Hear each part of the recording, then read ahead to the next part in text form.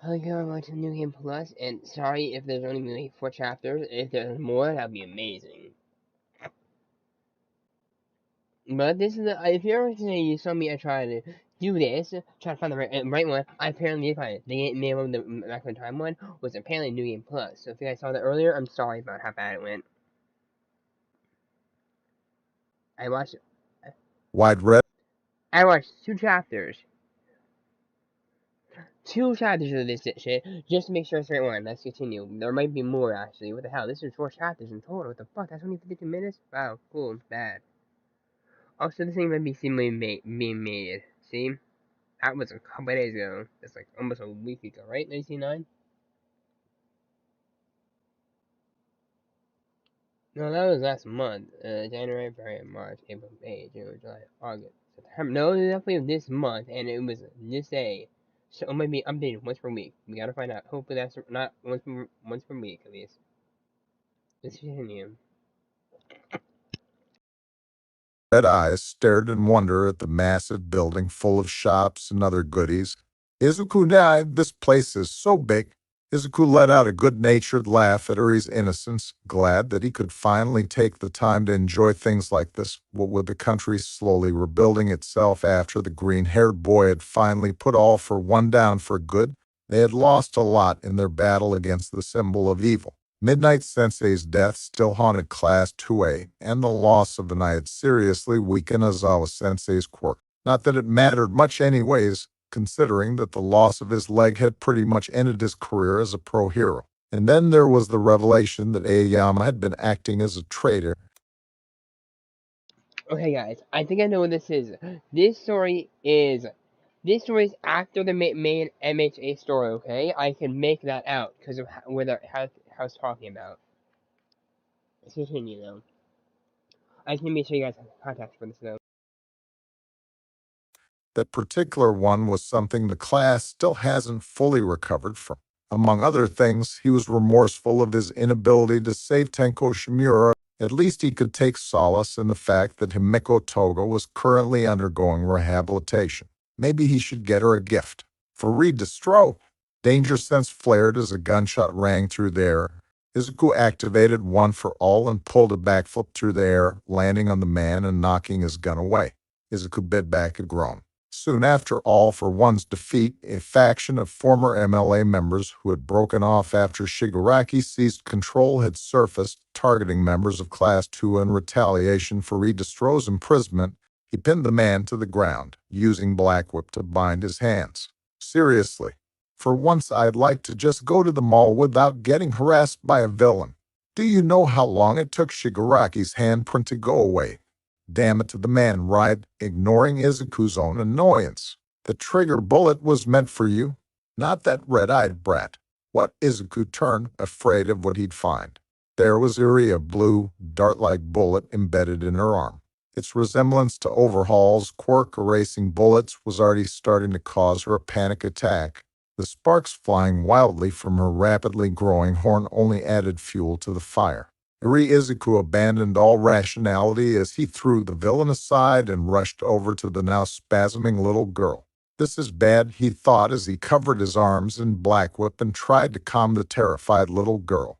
Trigger temporarily enhances a person's quirk, but to cause it to go out of control like this means it must be a more concentrated dose. Everyone, clear the area now. Izuku turned his attention back to Eri as the civilians fled, bursts of energy from her horn causing nearby plants to rapidly shrink. Eri took hold of her shoulders, making sure Black Whip was covering them. It's okay, I'm right here. Everything's going to be okay.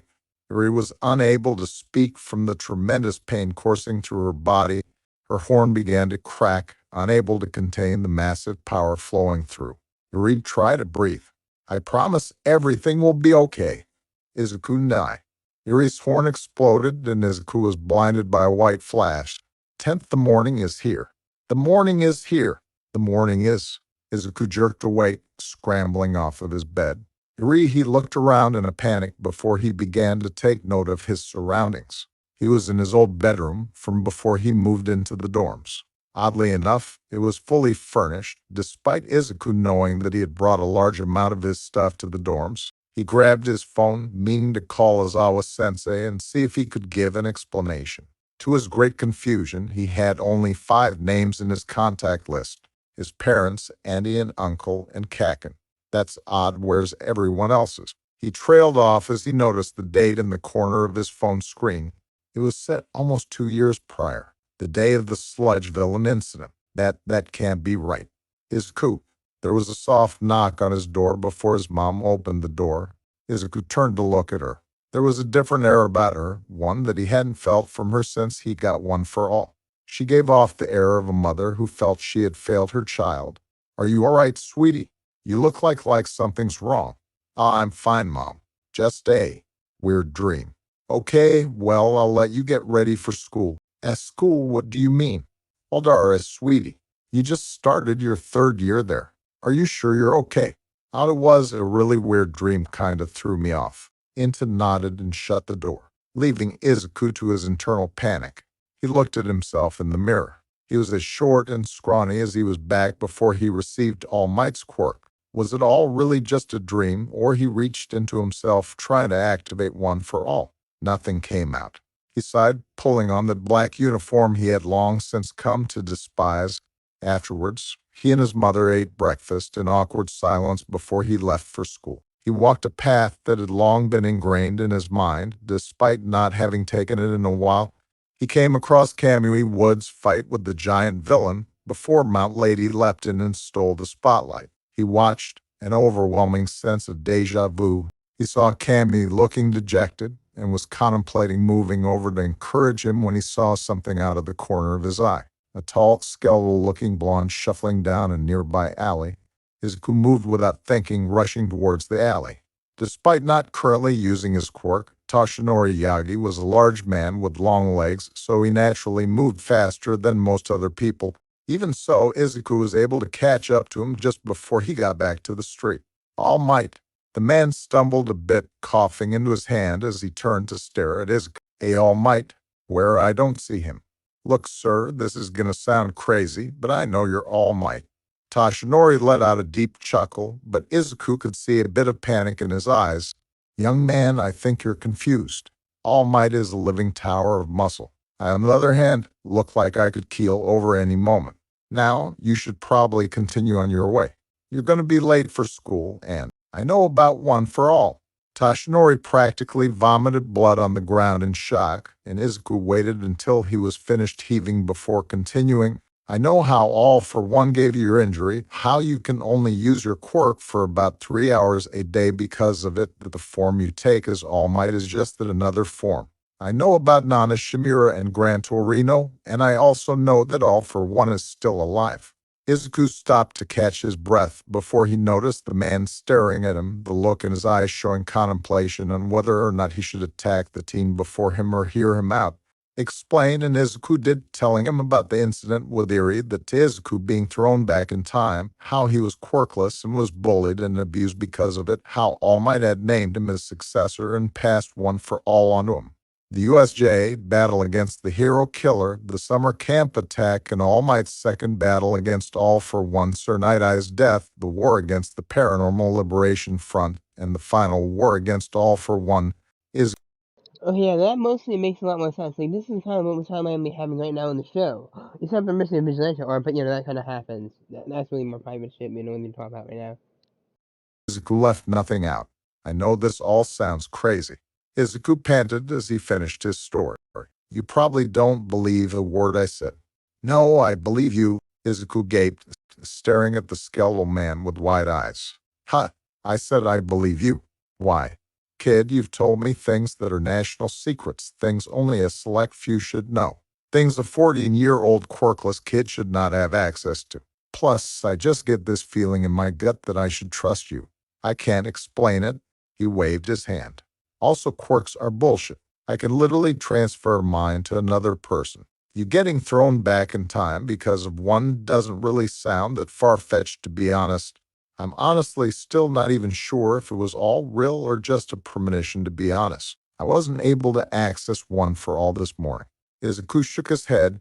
"But still, how can you just trust me so easily? How do you know I'm not one of All for One's spies or something?" Good point. I'll bring you to Detective Tsukauchi and he'll verify your story. We can do it later if that's okay. I still have to get to scrap. Izuku yelped as he checked his phone. I'm late. First period is halfway over by now. They're really gonna let me have it. Young man. Izuku froze, turning to look at the walking skeleton. You said you were bullied, right? Have your teachers done nothing to stop it? Well, Izuku began to sweat. No, actually. In fact, some of the teachers even outright encourage it. He could see All Might's frown deepen. If you could just give a lift to school, it won't take up much of your young Midoriya. You're not going back to that school. Shut, what do you mean? I mean exactly that. I'll speak to your parents about pulling you out of that school. And my dad works overseas, so it's just me and mom at the moment, but you don't have to. Young man, even if it turns out you're some spy working for All for One, I cannot, as the symbol of peace, stand by and allow this school to abuse you as they have, but no buts. Now, what is the name of your school? Alder, all right. Go wait by the train station.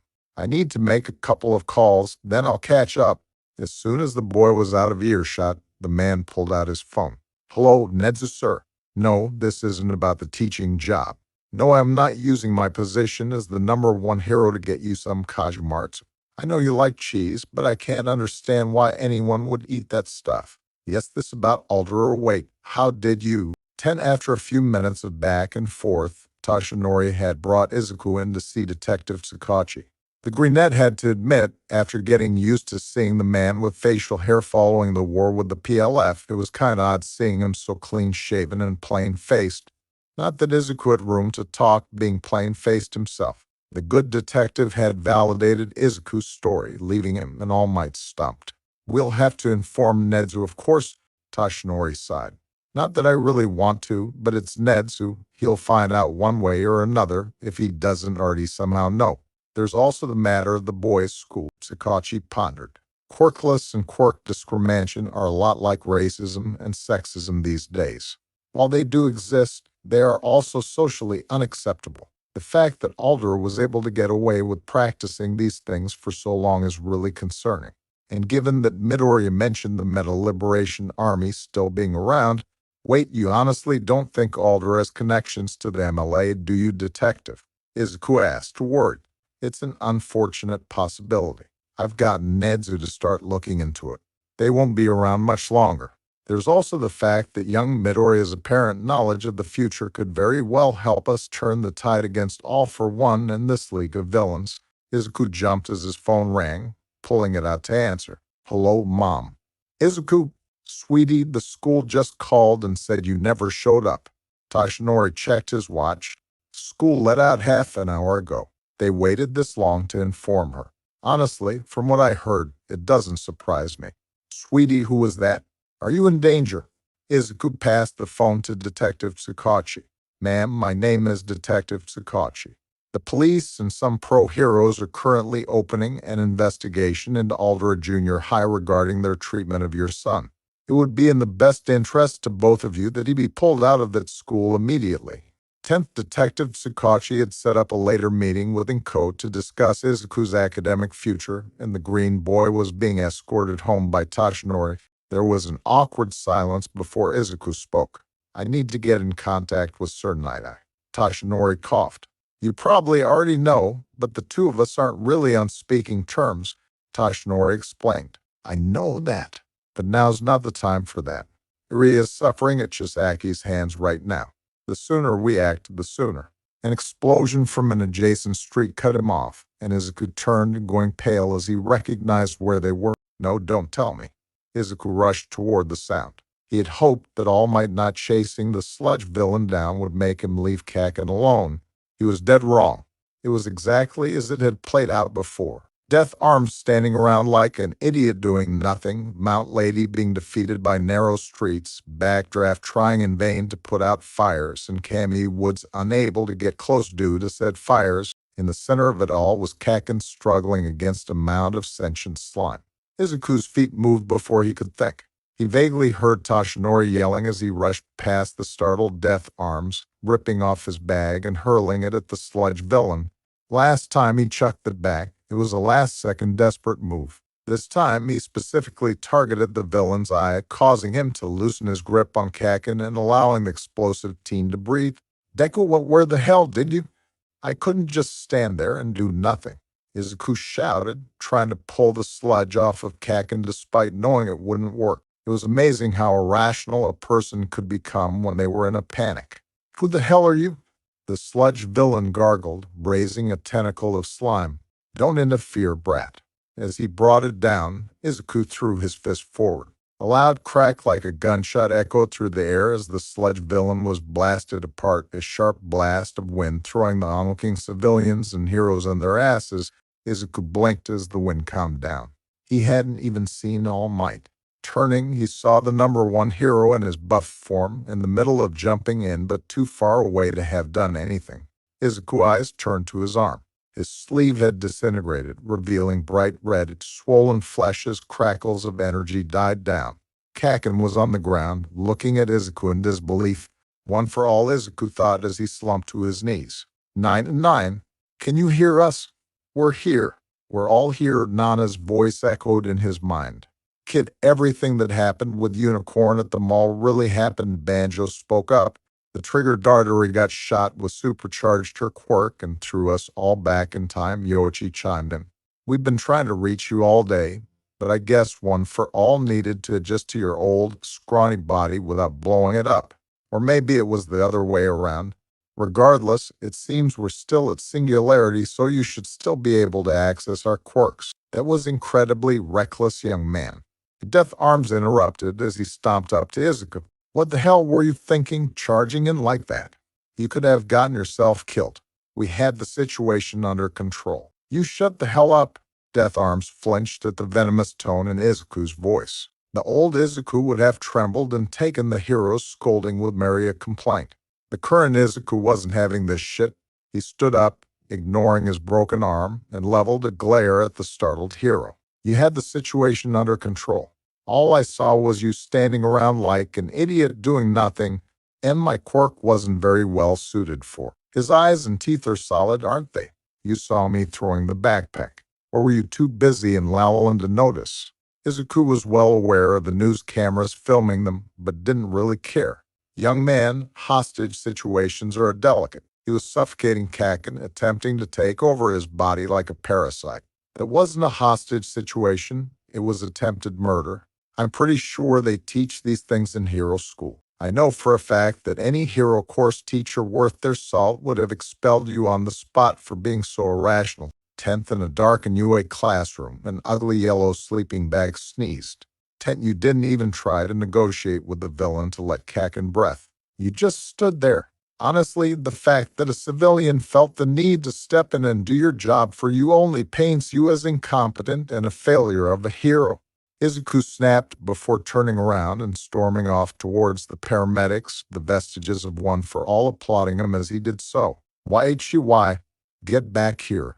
Death Arms felt a heavy hand on his shoulder and turned to find the number one hero staring at him in disappointment.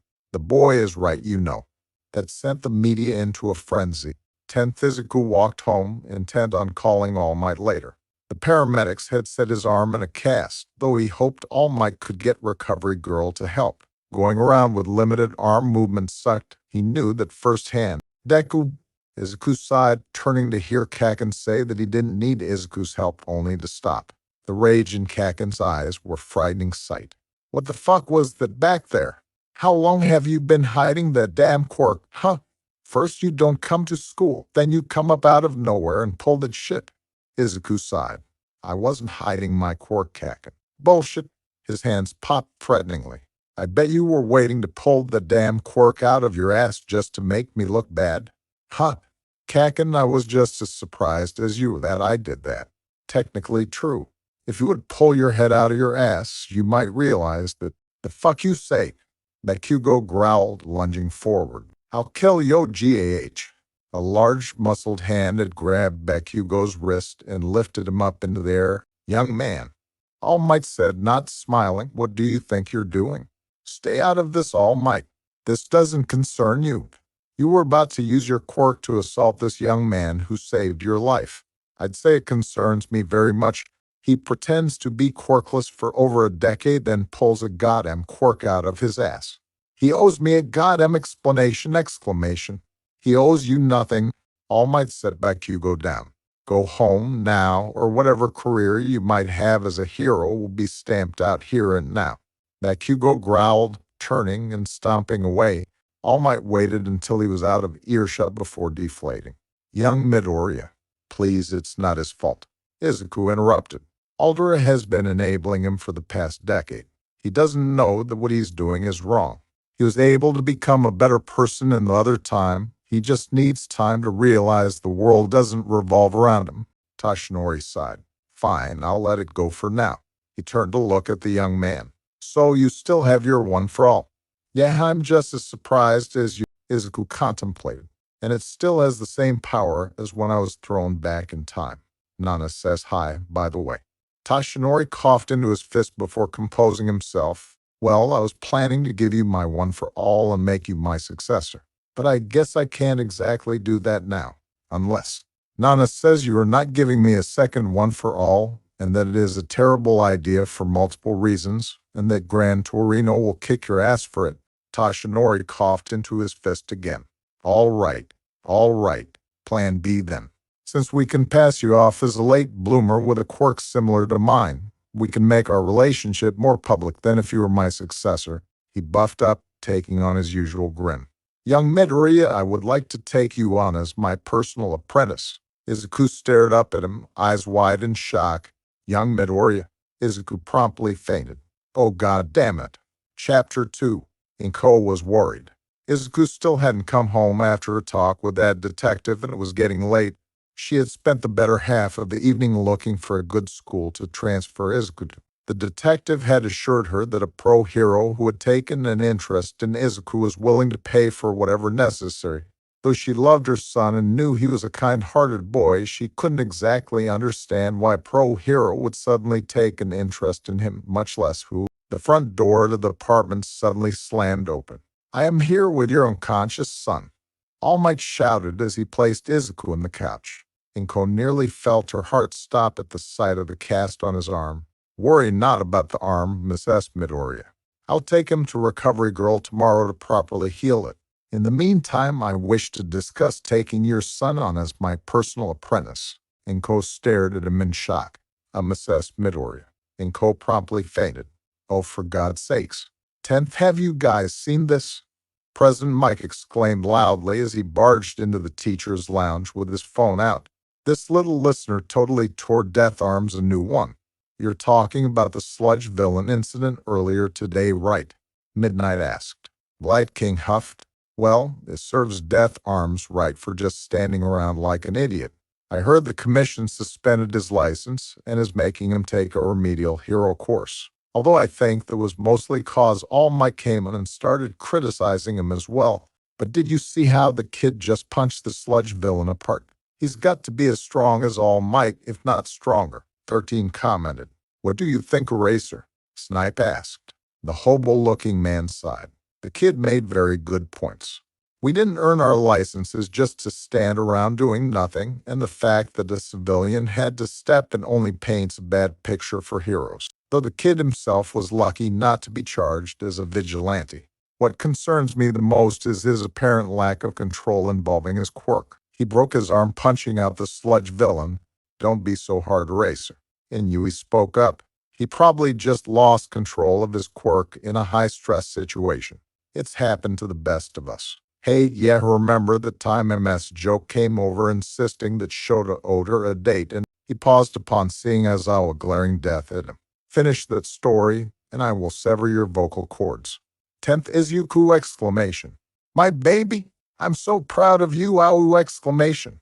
Inko cried, holding her son in a bone-crushing hug after she let loose a torrent of tears. After both Izuku and his mom had finally awoken, they had finally got to telling her the cover story that Izuku did in fact have a quirk that had manifested when he moved to save Bakugo from the sludge villain, and that the quirk's similarity to All Might's had gained the interest of the #1 hero, who now wished to take Izuku on and train him as his apprentice. All Might currently stared in disbelief as the woman let loose her tears with the force of a fire hose. We'll call your father tonight. He'll be so proud of you. I'm so proud of you. My baby boy finally has a quirk. Mom can't breath Izuku wheezed. All Might coughed, gaining the pair's attention. Well, now that that's out of the way, we should really discuss young Midoriya's academic future. While I understand online schooling is a thing, it might be preferable to send your son to a school where he can thrive in a non-toxic environment. Well, about that All Might. Inko fidgeted. I've spent all day looking at schools, and the closest one willing to take a transfer at this time is in my prefecture. That's kind of far. Izuku lamented. At least a couple hours by train. I'd have to completely read my sleep schedule. Not to worry, All Might responded. If you are willing, I would be perfectly happy to find you moving there myself. And then, when young Midoriya does get into UA, of which I have the utmost faith, I can get him a lease for an apartment nearby. Money is no issue, and I want my apprentice to have the best. And Cole looked around the apartment solemnly. It's just, we've made so many memories in this old apartment. Could I have a few days, maybe talk it over with my husband? Of course, Mrs. Midoriya. Take all the time you need. In the meantime, I'll work on helping young Midoriya build up some muscle. Thank you, All Might. The world has been looking down. Both All Might and Izuku crap. In a large burst of smoke, All Might's true form was revealed, and Inko stared in shock. Or I can explain. Inko fainted. Kid, what is with your family and fainting? Izuku walked along the path to Takoba Municipal Beach Park, a beach so unbelievably polluted with trash that the locals had taken to calling it Dagaba. The night before had ended with Toshinori and Izuku having to reluctantly explain All Might's injury to Izuku's panicking mother before hero and student had agreed to meet at the beach/dumping spot the next morning, Inko having already filled out the necessary paperwork to pull Izuku out of Baldura. Recovered girl had shown up to Izuku's apartment just before he left that morning to heal his arm, apparently at All Might's insistence. She faced him a good lecturing on controlling his power, before healing him, giving him some gummies, and signing his notebook entry on her. Now he walked down the steps to find Toshinori standing amongst the illegal garbage. This takes me back, Izuku mused. Oh yep, you had me clean this beach in the first timeline so I could become a proper vessel for One for All. That sounds like something I'd do. After all, most people think that being a hero is all fighting villains and looking good, but it's not. A true hero needs to give back to their community as well. He turned. And with what little of One for All you can use at the moment, cleaning should be essential. With my current body type, I can only use about 2% of One for All without outright breaking my bones, although it does strain my body. We just need to apply the training you used before, and you'll be back to top shape in no time at all. Right, though I've been meaning to ask, what will I do if we end up moving to my prefecture? I would only be able to show up here on my off days then. I will rework your training regime if we come to that. And who knows, you may befriend some hero hopefuls who you can recruit to help clean. The more the merrier. Izuku picked up an old TV. Actually, some of this stuff is surprisingly intact. It could easily be salvaged for scrap. We could post an article for any pieces we find worth salvaging. Excellent idea. Waste not, want not. Oh, and don't worry about using your quirk. He held up a few papers. I took care of the necessary paperwork. Being the number one has its perks. Izuku nodded. Then let's get started. And so began the brutal training regimen Izuku was familiar with, picking up increasingly heavy pieces of trash over the next few days while sticking to his new training diet. During his off time, he would visit the nearby gym. After about a week of this, Izuku's mother sat him down. So I've been talking with your father. She sighed. We agreed that maybe it was time for a fresh start. So starting tomorrow, we're going to be packing up to move to Mei Prefecture. Okay, Mom. Izuku nodded. I know. It's not easy just packing up and moving like this. Inko sighed. I'll admit I was a bit hesitant. I've lived in Musatofu my whole life. But when I remembered all the suffering you've gone through, all the times you've come home, trying to hide the bruises and burn, I realized I should have gotten away from this place years ago. First, I didn't want to be a bother. You said it yourself, we have so many memories. Izuku. Inko began to tear up. You're far more important to me than some silly old memories. Oh, Mom. Izuku began tearing up as well. The building owner received many complaints of flooding that night. 10th, it took about a week and a half to get everything fully packed up. All Might had purchased the Midoriya family a cozy house near what would be Izuku's new school. On the day of the move, they stood outside their old apartment, a moving truck sitting nearby. The Bakugos had come to see them off. So you're really moving, huh? Mitsuki pondered as she stared at the trucks. She shrugged. Maybe it's for the best. That damn school never did anything good for Izuku-chan. The only reason I haven't pulled Katsuki out is cause I don't think anywhere else would put up with that damn temper of his. Katsuki, who stood off to the side fuming, snapped. I ain't got a temper, you damn hag. Mitsuki promptly slapped him upside the head. Anyway, you guys take care, all right. Especially you, Izuku-chan. Call sometime, okay? Don't worry, Auntie, Uncle, I will. Izuku smiled. While Kaken had gotten violent ever since his diagnosis, Auntie and Uncle had always been good to him. He wished he could have come over more, but he feared inciting Kaken's wrath. And don't worry, it's not like I plan to leave Musutafu for good. I do plan on entering UA's hero course. He saw Kaken tense up, a vein on his forehead popping. Oh yeah? I noticed you've gotten some muscle on you. Izuku nodded. Yep, it's thanks to my mentor's training regimen. What mentor? Kaken snarled, hands crackling. Izuku shrugged. He's a pro hero. Took me on as his apprentice. He'll be announcing it to the public Dune once everything's squared away. Oh no, you don't. You don't just get to move away and leave me with no information on what the hell is going on. You better. Katsuki. Kaken's explosions fizzled out as Mitsuki grabbed his head and yanked back. She gave Izuku and Inko a sweet smile. Sorry, don't let us hold you guys up. I need to have a few words with this brat anyway. It was with that Izuku and Inko bid goodbye and climbed into the moving truck, ready for a fresh start in their lives.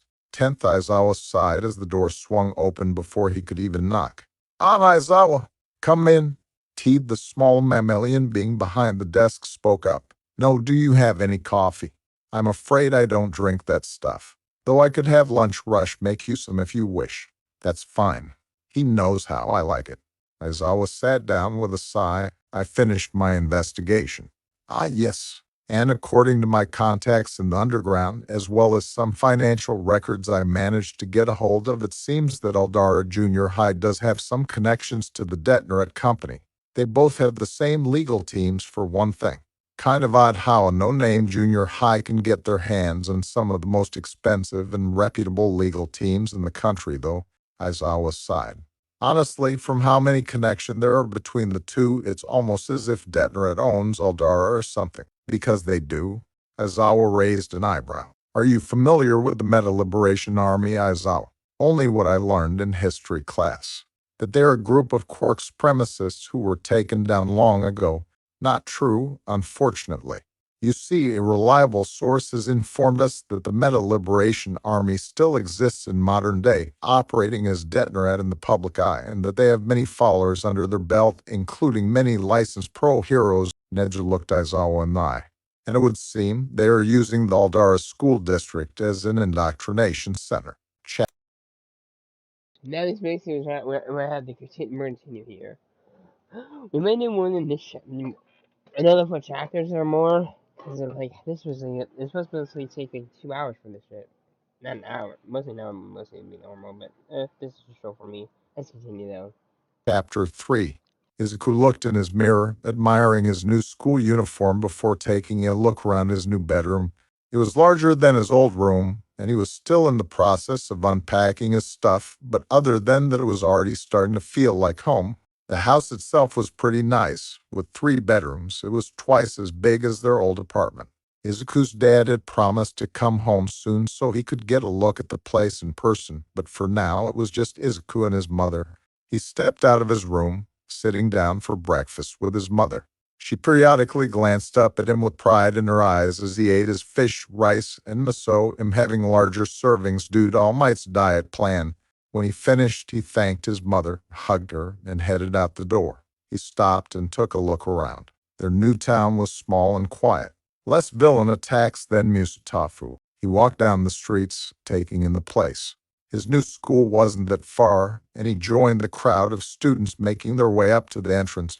A few students shot him curious looks, apparently realizing they had never seen him before shrugging their shoulders, probably realizing he was new. He paused near a tree, pulling out a map of the school provided to him as he searched for the main office. According to the map, the main office was on the first floor, near the center of the building.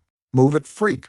Izuku's head shot up just in time to see a blue-haired girl hit the ground with a yelp, her belongings scattering all over the place as another girl with white sparkling hair strutted past her into the building. Izuku shoved his map away and went over to the blue-haired girl. "Are you okay?" he asked, helping her to sit up. "Here, let me." He gathered up her stuff and gently handed them to her, getting a better look at her. Her hair was dark blue with light blue tips, and her eyes were a deep sapphire. Izuku took note of the fact that she was shaking, staring at him with fear in her eyes. "Are you all right? You're scraped up pretty badly. You're bleeding a little. You should probably go to the nurse." The girl leapt up, rushing past him towards the school. Izuku turned towards her in shock as she bolted when his eyes caught sight of something. She had the exact same brand of shoes as him. The same bright red shoes designed for people with extra toe joints. She was wearing shoes designed for quirkless people. 10th, all right, settle down. The teacher, Futakuchi-sensei, a woman with a second large mouth lined with razor-sharp teeth on the back of her head, called, causing the class to quiet down. "We have a new student joining us today. He transferred here from Musutafu." She nodded towards Izuku. "Please introduce yourself to the class." Izuku stepped forward. Hello. My name is Izuku Midoriya. It's nice to meet you all. If any of you have any questions for Midoriya-kun, please ask them now." Futakuchi-sensei stated. A girl with what looked like some kind of heteromorphic spider quirk raised her hand. "Yes, Yumara-san. Are you? You know, like Haji-san." The class tensed. "I don't understand what you mean. Who's Haji-san?" Well, I'm trying not to come off as offensive here. She's asking if you're quirkless because of the shoes." A girl with short, black hair, one of a pair of twins it seemed from the identical girl next to her, stated bluntly.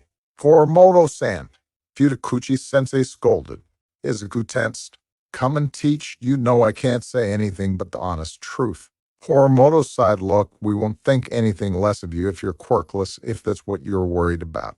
It's just, I'm not quirkless," Izuku answered. "I'm just one of a very rare percentage of people who develop quirk despite having an extra toe joint." He recited the story he and All Might had come up with. "Wow, that's super cool. Why did that voice sound familiar?" Izuku leaned over, and his eyes widened as he took in a familiar brunette sitting in the back. "You've gotta be kidding me.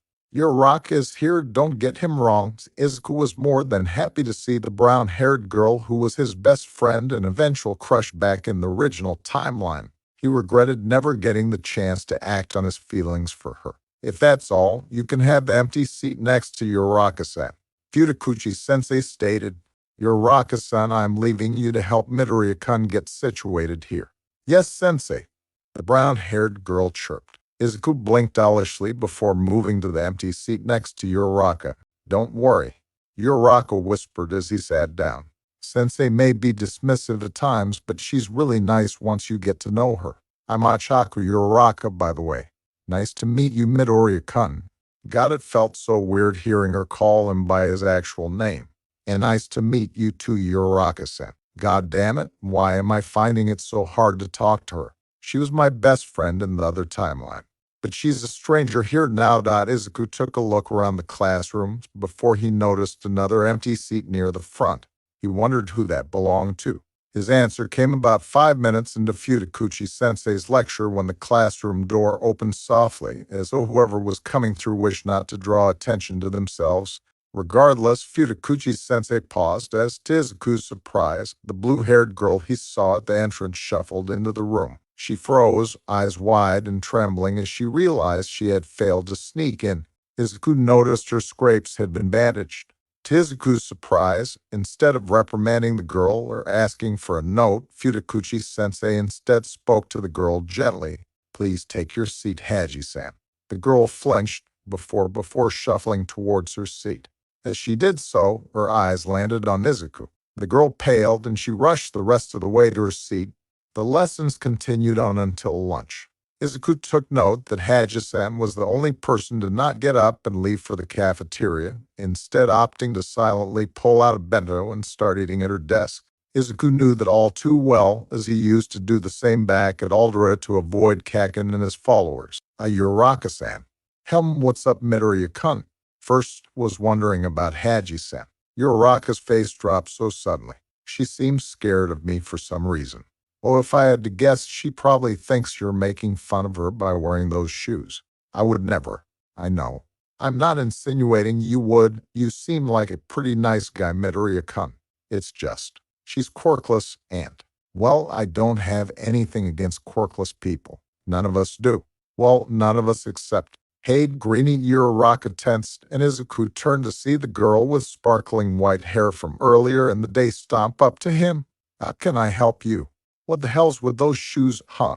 She grabbed his collar. Are you one of those quirkless freaks like that blue-haired slut from class 4? Izuku was suddenly very tempted to punch someone. I suggest you let me go.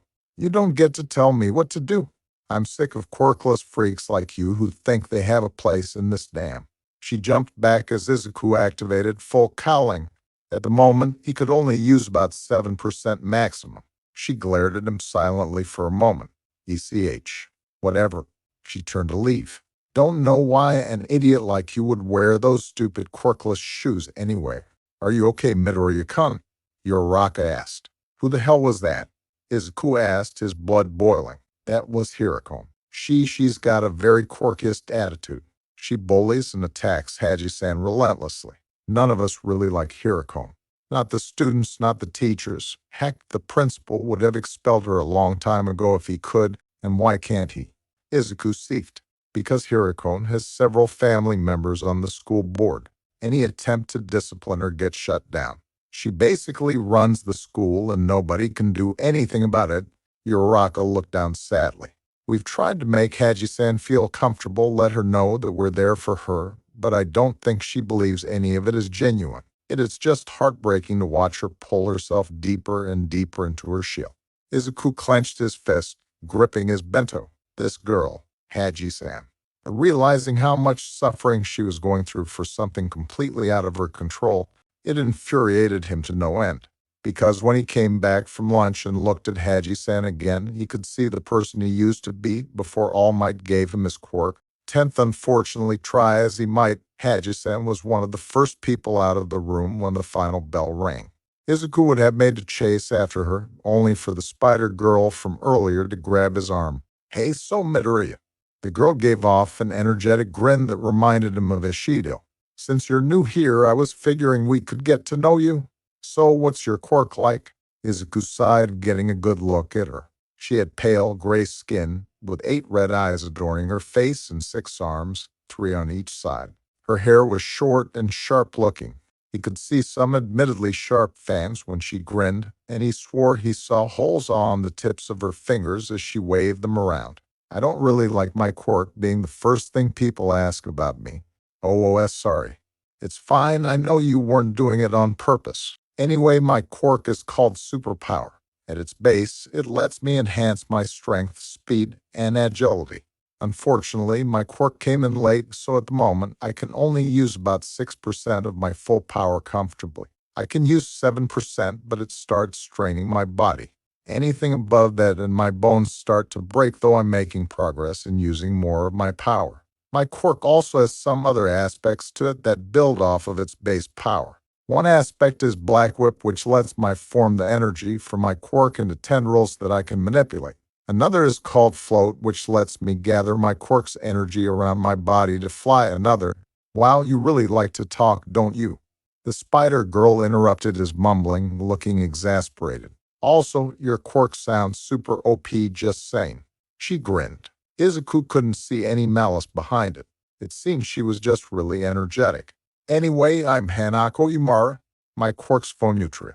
I basically have a lot of spider traits. Oh, and I can do this. She held up a hand, revealing the holes on her fingertips, which promptly fired out several spider webs. Oh, and before you ask, no, I cannot shoot webs out of my butt. Stop asking, Kenoro, she snapped at a boy with long needles for hair, who held up his hands in defense. Oh, and my fangs secrete a really strong paralytic venom that what are you doing?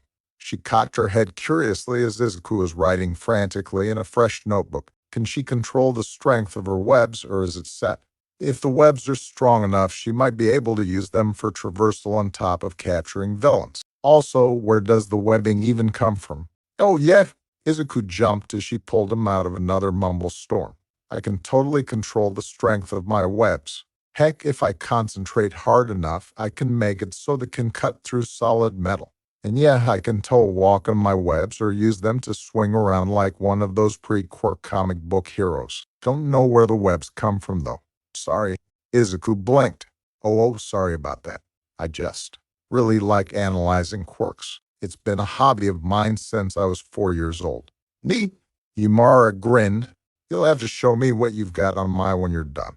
Izuku blinked. Yeah, Midoriya-kun. Uraraka chirped as she joined the conversation. That sounds really cool. Can you do mine next? Do us too? One of the twin girls asked excitedly.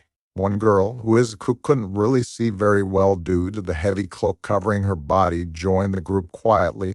The needle-haired boy, Kanoro, along with a large, muscular boy, a boy with a permanent frown on his face, and a boy with pale, white skin and hair that floated above the floor like a ghost, all came over wanting their quirks analyzed too, and with that, Izuku had officially cemented himself among Yamamori Junior High's Class 4. Chapter 4. So what do you think of Asahi Midoriya-kun?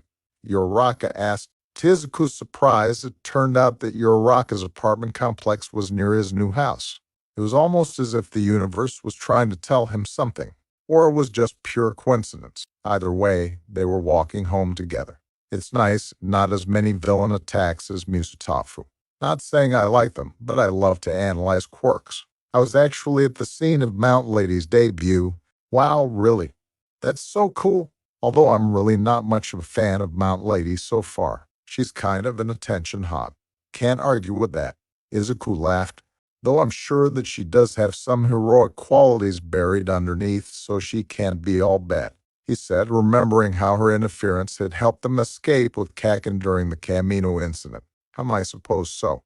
Uraraka nodded as they came near an apartment complex. Well, this is where I get off. See you tomorrow. Maybe we can walk to school together. Of course. Izuku smiled, happy that it hadn't taken long to rebuild his friendship with her. The two broke off, Izuku continuing the rest of the way to his house, hoping to get a little more unpacking done tonight and get in contact with Sakachi about Hirokon and her family. His hopes were dashed as he came up to his doorstep, eyes widening as he saw a man standing near the door. That's Sir Night-Eye. He blinked away the tears as he saw the man standing alive and well before him. He couldn't afford to get emotional here. He needed to. Izuku Midoriya. His eyes and voice were cold and calculating. It seems that All Might has not yet arrived to tell me what he wishes to discuss. No, One for All should have never been passed down to you, a quirkless middle schooler with absolutely no experience. You must hand it over to my apprentice, Mirio Tojito, at once. Only he can hope to. Shut up. Night-Eye sputtered, leveling a glare at the green-haired boy who himself was shooting an unamused look at All Might's former psychic. I bet your pardon. As overjoyed as Izuku was to see Night-Eye alive and well, the man really needed to hear this. If you would actually stop and listen to the story first, maybe I wouldn't have to get pissy with you, but it's clear that I have no other choice. You say All Might hasn't explained it yet. He told me it would be easier to explain in person than over the phone. Even so, all right, here's the story. Izuku interrupted venomously.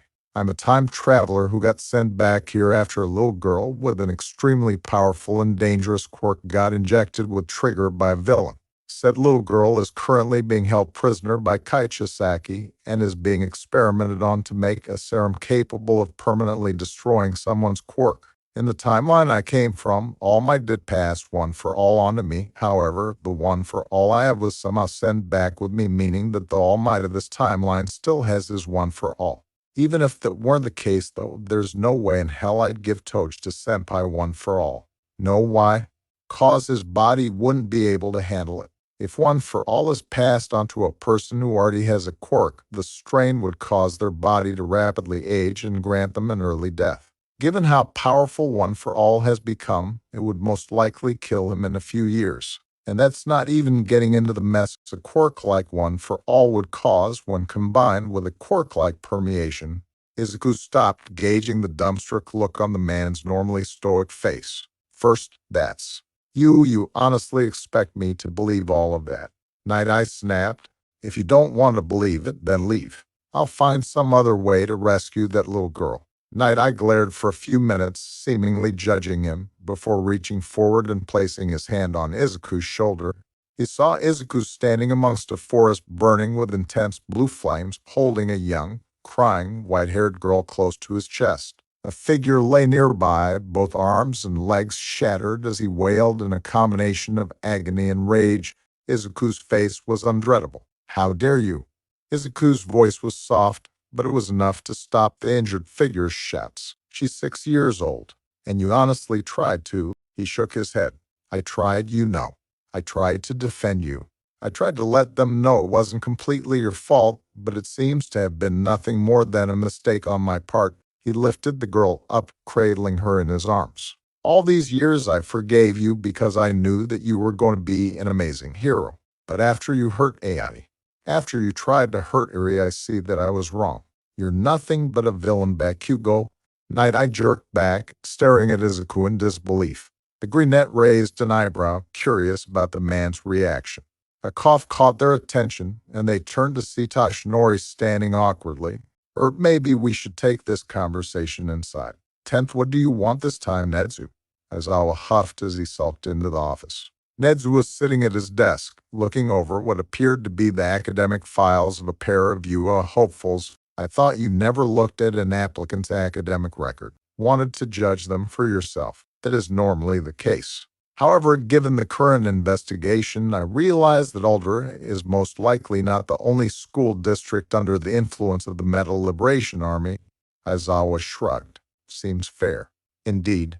That is why I am currently looking through applicants' files to search any suspicious records." "What exactly are you looking for?" "Things that line up with the Metal Liberation Army's ideals. For those with heteromorphic mutant-type quirks, weak quirks, or no quirks at all, I look for records that paint them in an overwhelmingly negative light.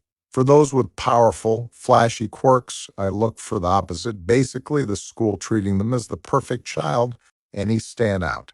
"Indeed." He slid the files over, and Aizawa looked over it carefully. He could understand Nedzu's suspicions. One file painted Tsuyu Asui, a girl with a heteromorphic frog quirk, as a violent delinquent with terrible grades who was constantly physically and verbally harassing her fellow students and constantly being written up. The other file, however, belonged to a boy named Mato Hirano, a boy with a powerful self-healing quirk called Super Regeneration, and painted him as a model student with perfect grades and absolutely no write-ups. The two files were like night and day. "Want me to look into this one too?" "It would be for the best." 10th Night Eye sighed as he processed the information he was given, from the League of Villains to All Might's second fight with All for One to Night Eye's death against during the Yakuza raid. Everything. Okay. Fine, you've made your point.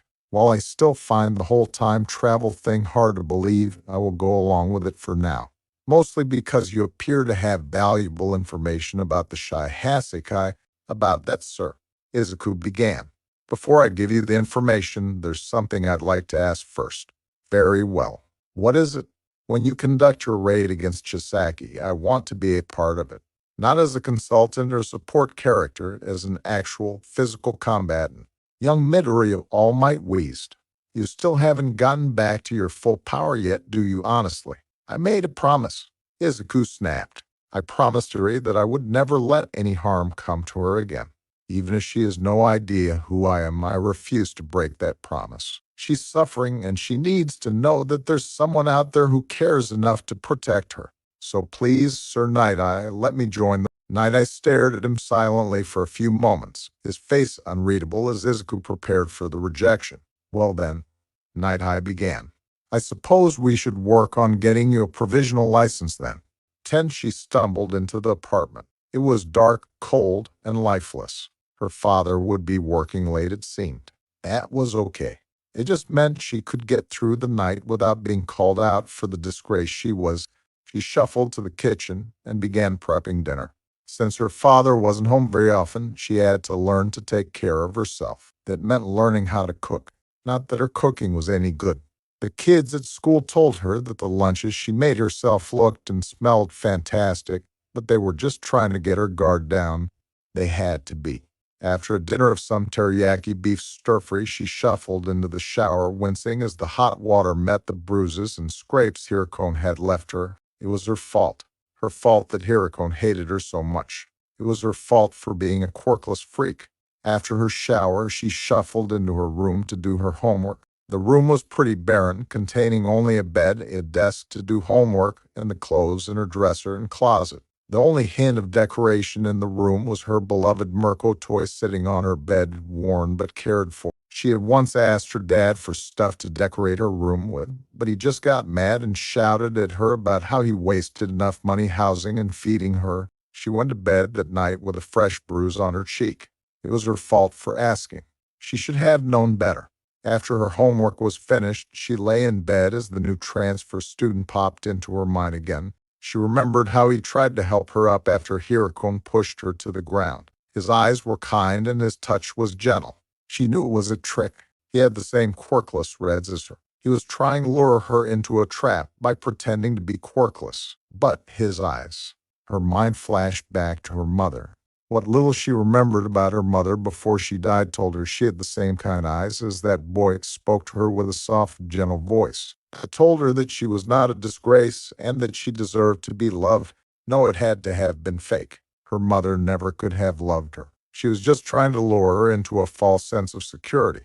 Haji knew in her heart that she did not deserve to be loved. She was nothing but a quirkless freak. We're not done yet. We're still gonna do more of this. I just have to really put more things into it.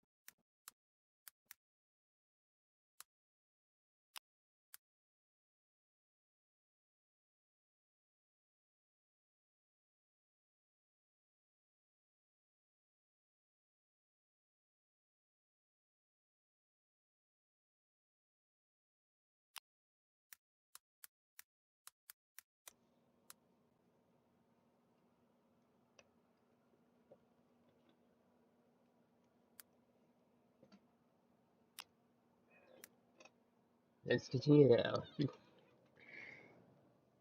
Just be sure in the last As one. hard as Izuku tried, Haji-san was shockingly adept at avoiding him. Even during lunches, where she normally had lunch in the classroom, she would flee if she got even a slight suspicion that Izuku was staying behind. According to his classmates, she was most likely tucking herself away in one of the unused classrooms. He knew he could catch her easily with his quirk, but he also knew she would most likely view that as a threat. He couldn't even ask All Might or Sir Nightai to get him her home address since he technically wasn't licensed for it. He could at least take solace in the fact that Tsukachi was working on getting a warrant to investigate the school board. Then the weekend came up. Uraraka informed him that she would be busy Saturday. It was fine, as he would be visiting Takoba to continue cleaning. He had posted an ad online for aid and had gotten several replies. As he took the train back to Musutafu, he began pondering his future license exam. According to Night Eye, there was an old law established back when heroism first became an official profession, and the HPSC wasn't corrupt as hell and worried more about the quality of their heroes. Basically, you could take the provisional license exam as young as 13 or without having to attend a hero school if you could get the backing of at least 5 licensed heroes. All Might and Night Eye agreed to back him.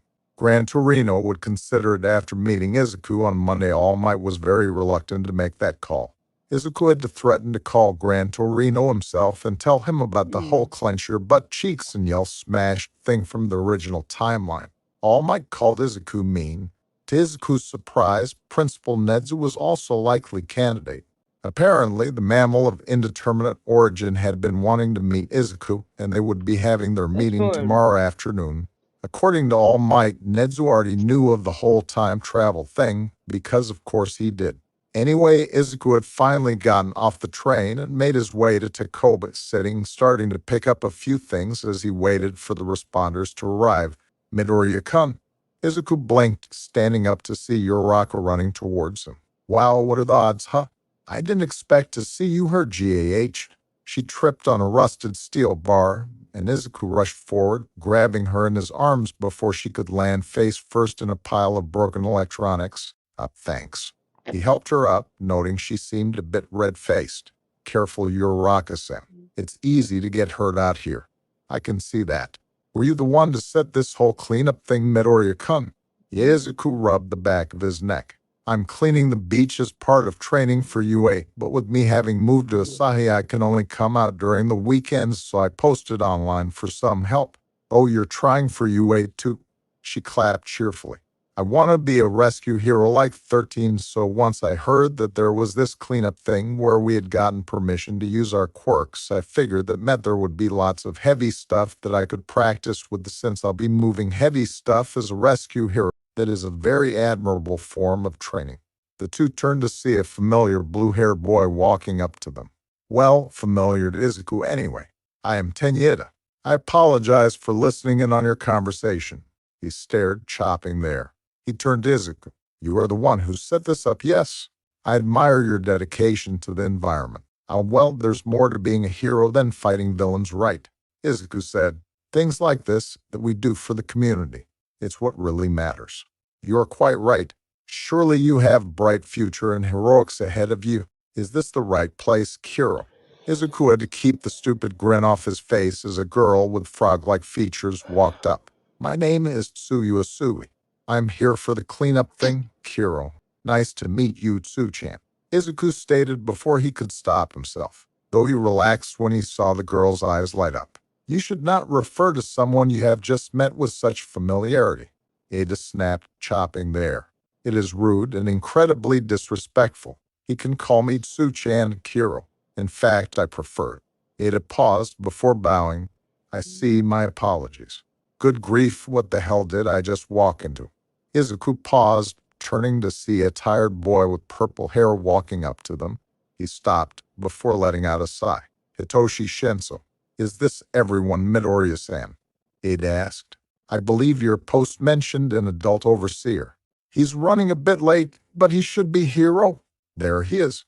He waved All Might, currently in his skinny form, over. This is Tashinori-san. He works for my mentor, and he'll be overseeing us, Izuku said, giving the cover story they had come up with. Sorry I'm late.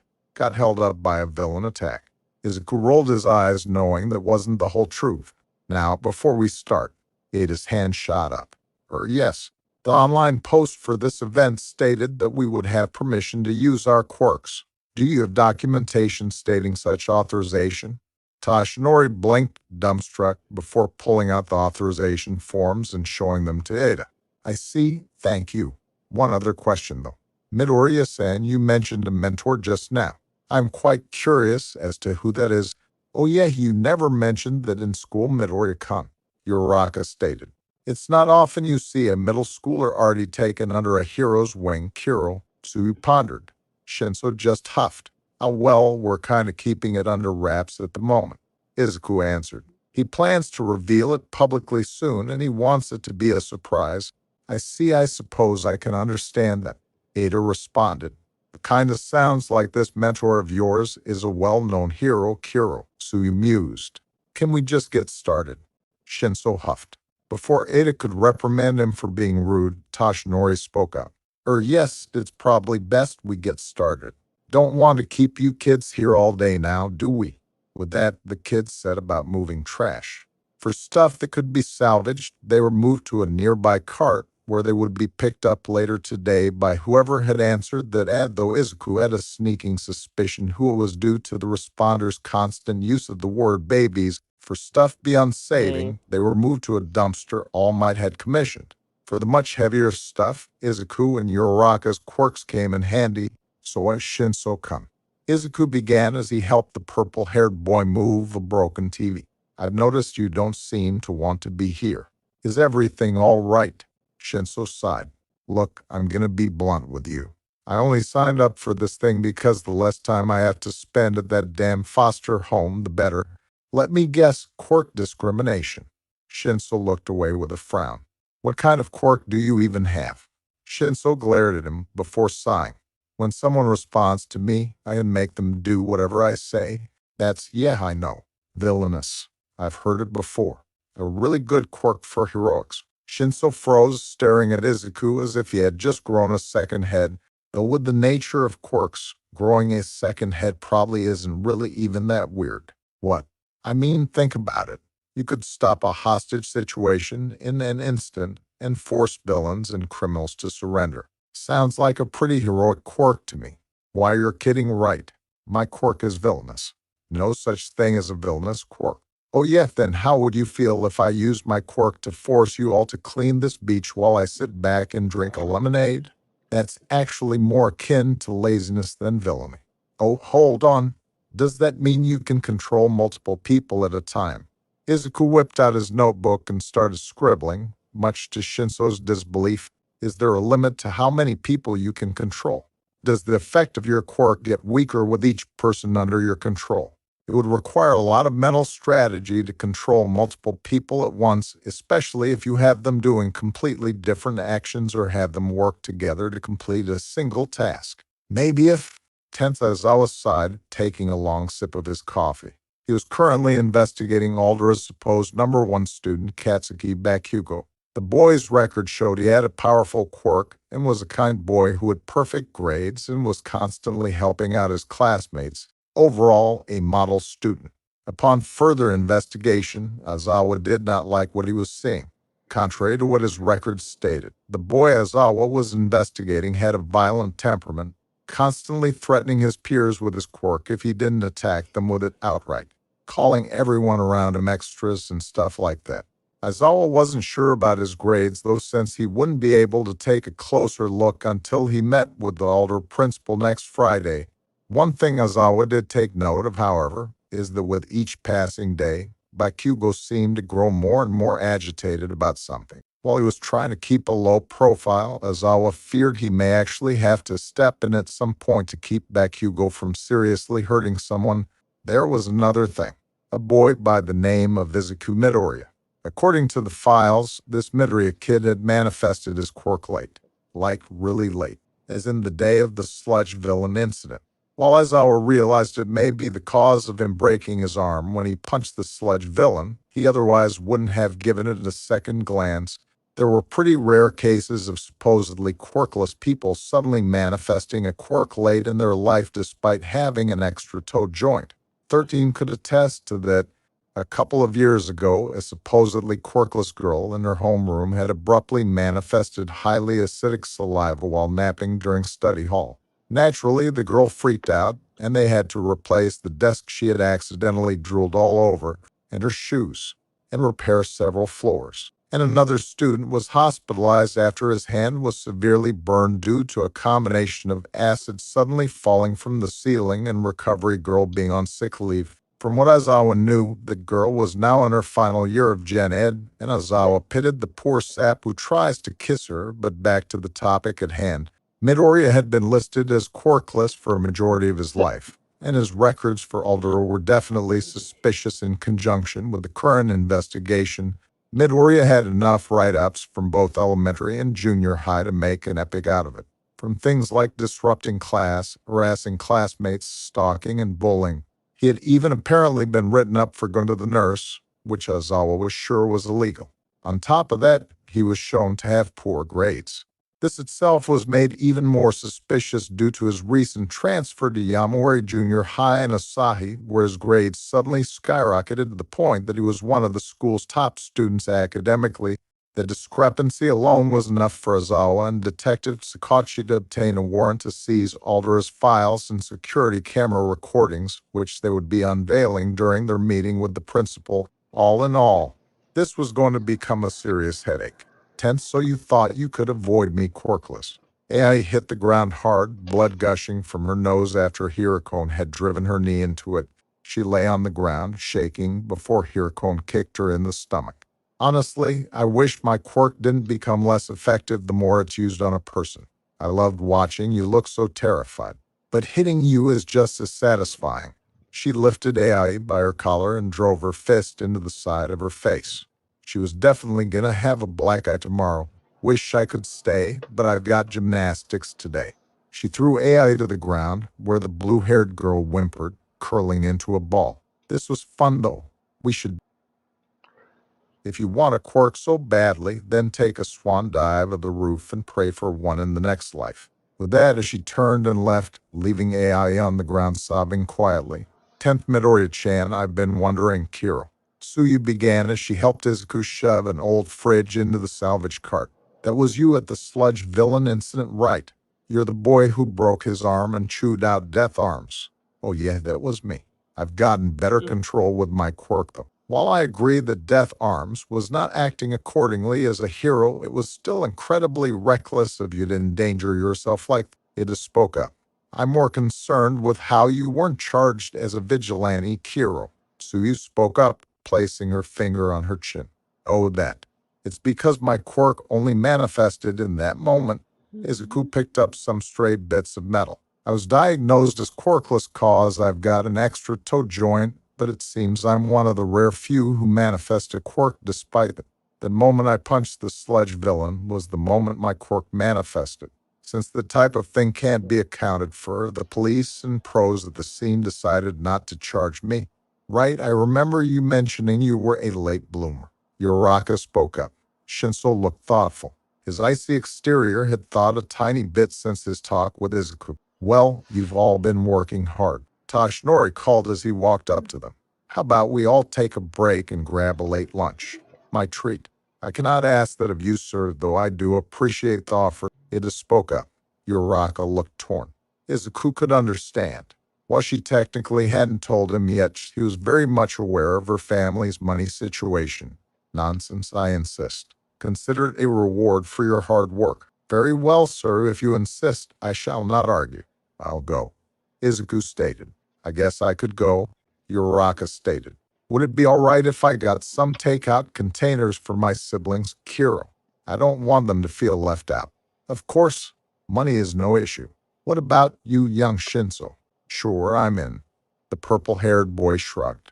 Excellent. Now, where do you all want? Deku, the Venom? What the Kaken? Izuku stepped forward, glancing nervously towards the rest. He could see All Might glaring. Please, I know what you're thinking. Just turn around and walk away. Trust me when I say your future and heroics depends on it. Who the fuck do you think you are giving me orders, you shitty you're It means useless. Shinzo. Given how Midoriya said he was a really late bloomer, it sounds more like a cruel insult. Late bloomer, my ass. Bakugo snarled. This useless fucker has been hiding a stupid quirk for 10 damn years to make me look bad. Shinso scoffed. Okay, so clearly this Kaken guy is delusional or something. Don't call me Kaken, you purple-haired fucker. Why would someone pretend to be quirkless, Kiro? Tsuyu asked. While quirkless discrimination is socially unacceptable, it's still widespread enough that quirkless people make up the majority of the country's suicide and homeless rates. Another question. Ada remarked, chopping there. If Midoriya wanted to make you look bad as you claim, then wouldn't he have just flaunted his quirk from the beginning instead of hiding it for 10 years? It seems pretty powerful from what I saw of the sludge villain incident. It sounds like this guy's just got a really fragile ego and is butthurt about the whole thing.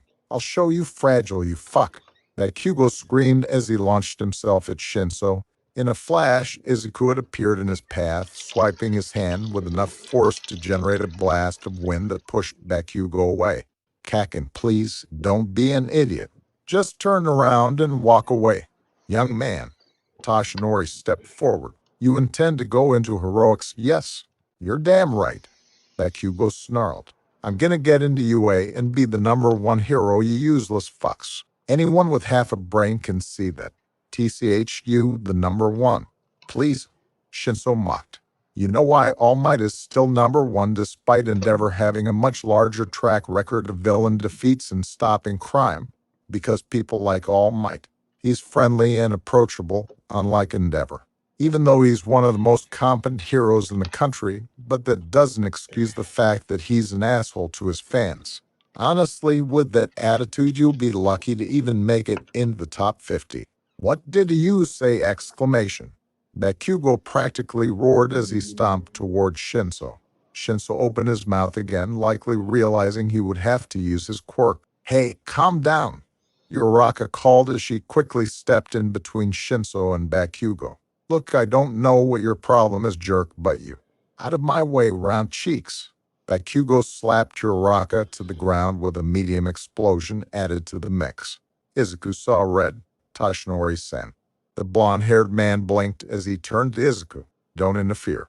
Launching himself forward, he activated full cowling at 10%, glad that his training was allowing him to rapidly reacclimate to the quirk as he drove his fist into Bakugo's chest, launching the explosive teen backwards and into a nearby fridge. Izuku helped Uraraka up, noting the burn on her cheek. Having been on the receiving end of Bakugo's quirk for years, he could tell it was minor enough to not scar. Are you okay, Uraraka? Izuku asked worriedly. First, I think so. She winced as she felt the raw skin on her cheek. Bakugo launched himself up, using his quirk to fly through the air towards Izuku. What the hell do you think gives your useless ass the right to fight back, huh?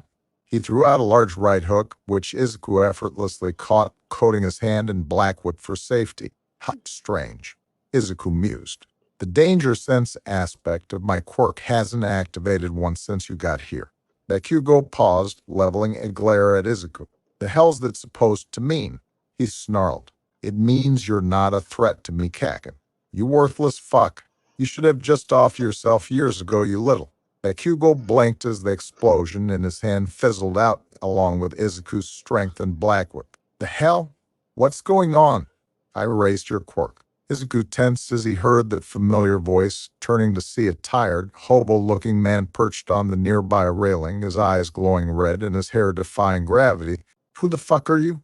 Bakugo snarled, ripping his hand away from Izuku. He's Eraserhead.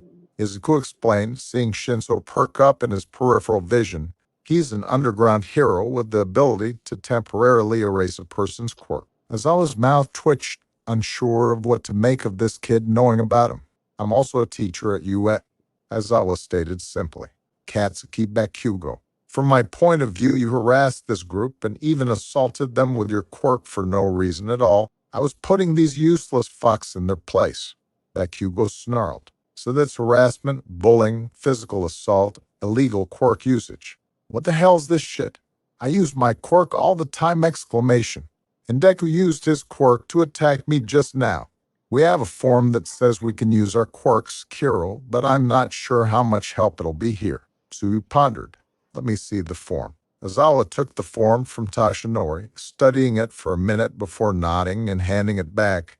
It explicitly states that all participants in the beach cleanup are allowed the usage of their quirks as long as they are in the cleanup zone. It doesn't explicitly state that they can only use there for cleaning purposes, so the way I see it, Midoriya did nothing wrong. That's bullshit. Bakugo roared, only to get caught in Aizawa's capture scarf, the man's eyes glowing once again. Katsuki Bakugo, you and your parents are to report to the gates of UA on Monday at 8 a.m. The principal would like to discuss how your actions affect your possible enrollment. If you fail to show up with both your parents or fail to show up at all by Ninim, you will be blacklisted from UA and barred from taking the entrance exam entirely, and Neds will call all other hero schools in the country to advise them not to take you on. The way I see it, your future as a hero is on very thin ice right now. If you attempt to harass this group further, you will again be blacklisted. He stopped his quirk and released his hold on Bakugo. Go home now. Bakugo, with great disbelief written on his face, turned and stomped away angrily. Aizawa watched to make sure he actually left before standing and turning his gaze to Izuku. The only reason you're not in trouble for using your quirk is by way of a serious loophole. I'd advise you to be more careful in the future. With that, he turned and left to find the nearest cat cafe, leaving the group behind. Okay, quick question, Shinso began. Actually, 2 questions. What the heck was Racerhead doing here, and why did he know your guys' names? It sounds to me as if he was investigating the Bakugo fellow. It proposed. Makes sense. Uraraka started, touching her burnt cheek tenderly. The Bakugo guy said he was trying to get into UA, but he's here antagonizing us like a villain and calling Midoriya-kun that horrible nickname like that just because he's a late bloomer. He's just as bad as Hirokon. Izuku made to speak, but then froze, realizing there was no way he could defend the explosive teen's actions without sounding like a massive hypocrite. Toshinori cleared his throat. So why don't we just get young Uraraka's burn patched up, then have lunch and call it a day? Not much more we can do at this point anyway, and I doubt anyone here is in the mood to keep working at the moment. Come on, AI-chan. We're almost there. AI-chan, wait up. Her raven locks bounced wildly as she grabbed the blue-haired girl's hand. Here, AI jolted awake, having fallen asleep doing her homework. Her body hurt from the bruises. She had very vague memories of a girl she used to know back before. AI-chan had moved away not long after said diagnosis. She did for a little. Soon, though, contact with her abruptly. Most likely, she had gotten tired of pitying AI's worthless self with a false friendship. She blinked away tears. As she began to write, she would at least put a thank you to AI for at least bothering to give the... Though AI couldn't help but wonder whatever be... Bakugo inhaled sharply, clutching his chest as he leaned against the wall. He wouldn't admit it, but he was pretty sure Deku broke his ribs with that damn punch.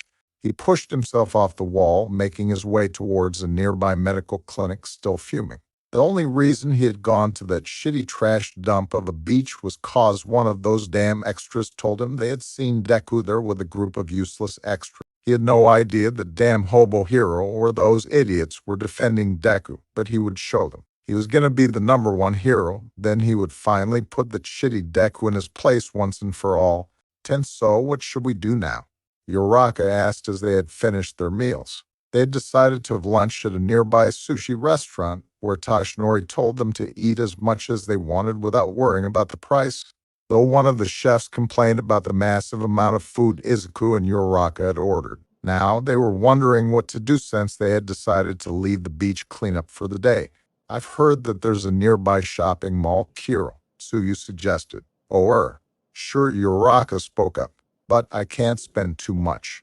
I'm kind of on a budget right now. Young lady, I would be glad to purchase whatever you want for you, Toshinori suggested. Why, you don't have to do that. Uraraka stammered.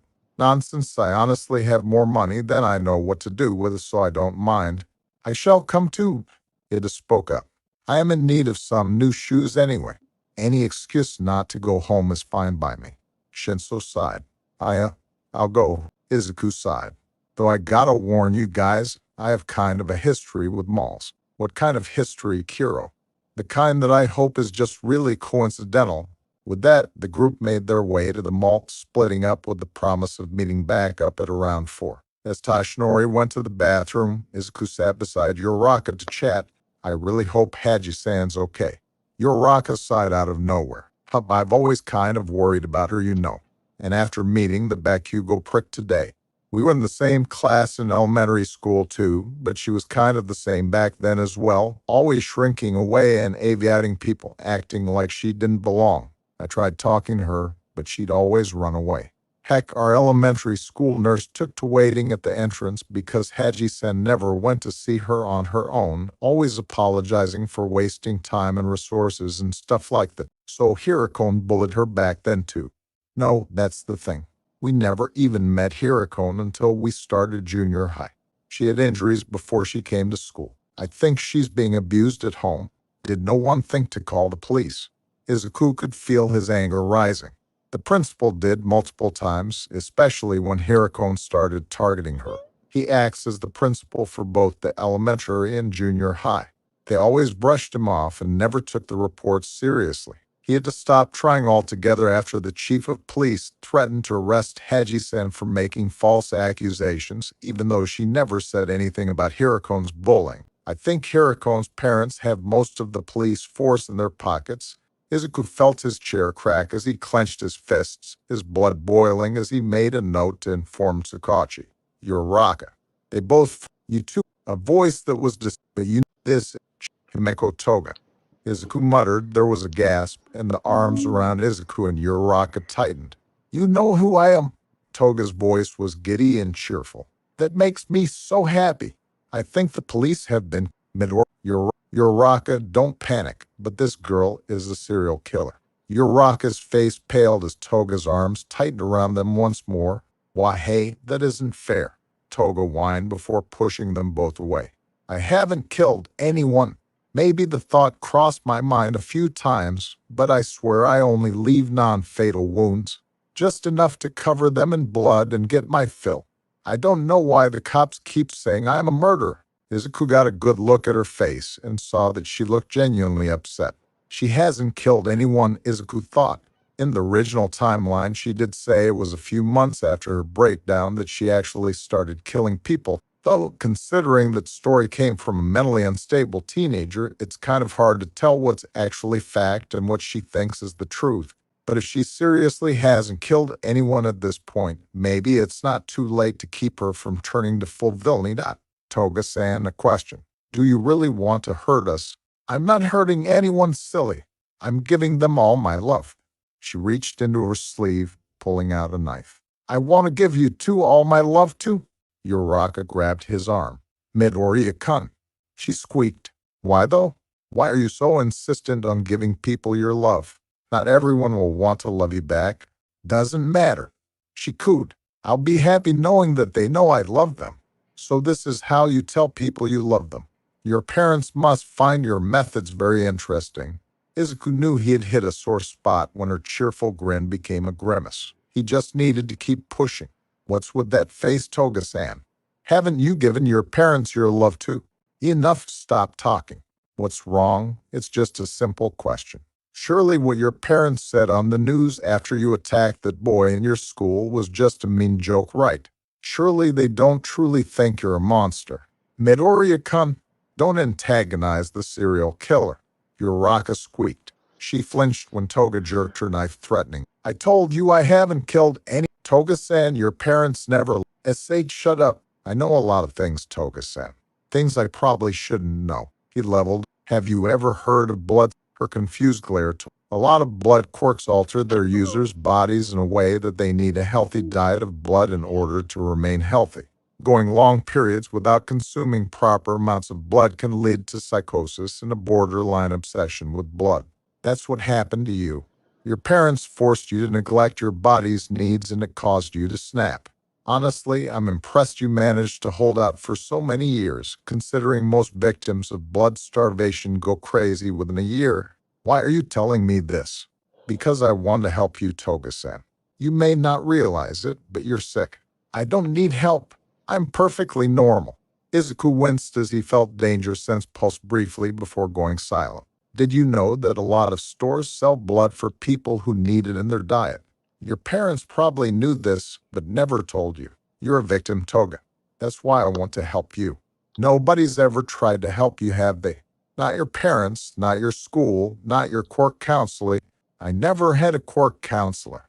And that's another way your parents have harmed you. Quirk counseling is required by law, you know, unless you have the symbol of peace pulling some strings. So by not taking you to one, you weren't able to understand your quirk very well.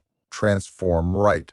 If you had been able to train it properly, you might be able to do more than just take on a person's appearance. How do you know how my quirk works?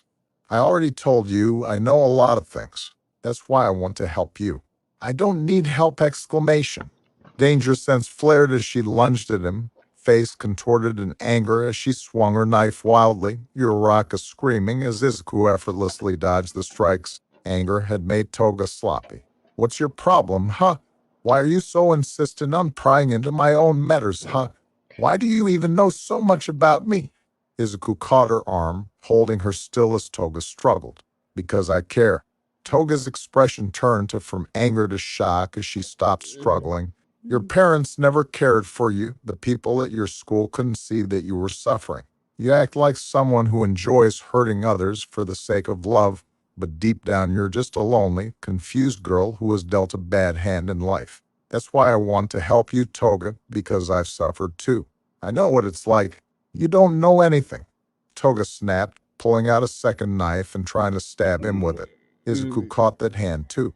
My quirk only came in a few weeks ago. Toga froze, staring at him wide-eyed. For the past decade, I thought I was quirkless. I was bullied, abused, and cast aside for something I had absolutely no control over, just like you were. That's why I want to save people who are suffering like I was. That's why I want to help you now, because what kind of hero, no, what kind of person would I be if I just stood by and let you suffer? You're not a monster. You're a human being who deserves better than what you were given, so please, Toga, let me save you. First, Toga stared at him, her eyes overflowing with emotions. Why you don't? Her eyes began to brim with tears as her knives clattered to the floor. Help me. Himeko whimpered. Don't worry, I will. Footsteps caught the three's attention as Tashinori finally reappeared, looking confused. Did I miss something? Izuku watched solemnly as Himeko was placed into the police car. Tashinori was in the process of herding the other kids home. Don't worry, I'll see what I can do about getting her help, Sakachi explained. She's only got one death under her belt, though after reviewing the evidence, I can probably get it reduced to manslaughter. She was adamant that she didn't kill anybody, Izuku explained. Well, the girl that died was on blood thinners at the time due to sickle cells, so the wound, which wouldn't have been fatal under normal circumstances, ended up causing her to bleed out after Toga left. But Toga herself wouldn't have had any way of knowing this and left the scene after drinking her blood. I don't know how Toga will react once she learns this. Excuse me, I have something to say. Uraraka began before swatting Izuku on the back of the head. What were you thinking? Who the hell antagonizes a knife-wielding psychopath? Someone who knows there's hope for them. Izuku answered. Sakachi nodded. Noble, but I wouldn't recommend doing that again. The detective stated. You're gonna end up getting yourself seriously hurt or turned to dust or something. A man in desperate need of lotion on his face sneezed, accidentally dusting his glass of cranberry juice in the process. That was my favorite glass. The walking cloud of mist tending the bar lamented. But whether we can help Toga or not, we'll definitely be pursuing her parents at the very least. He turned and walked off. Uraraka sighed.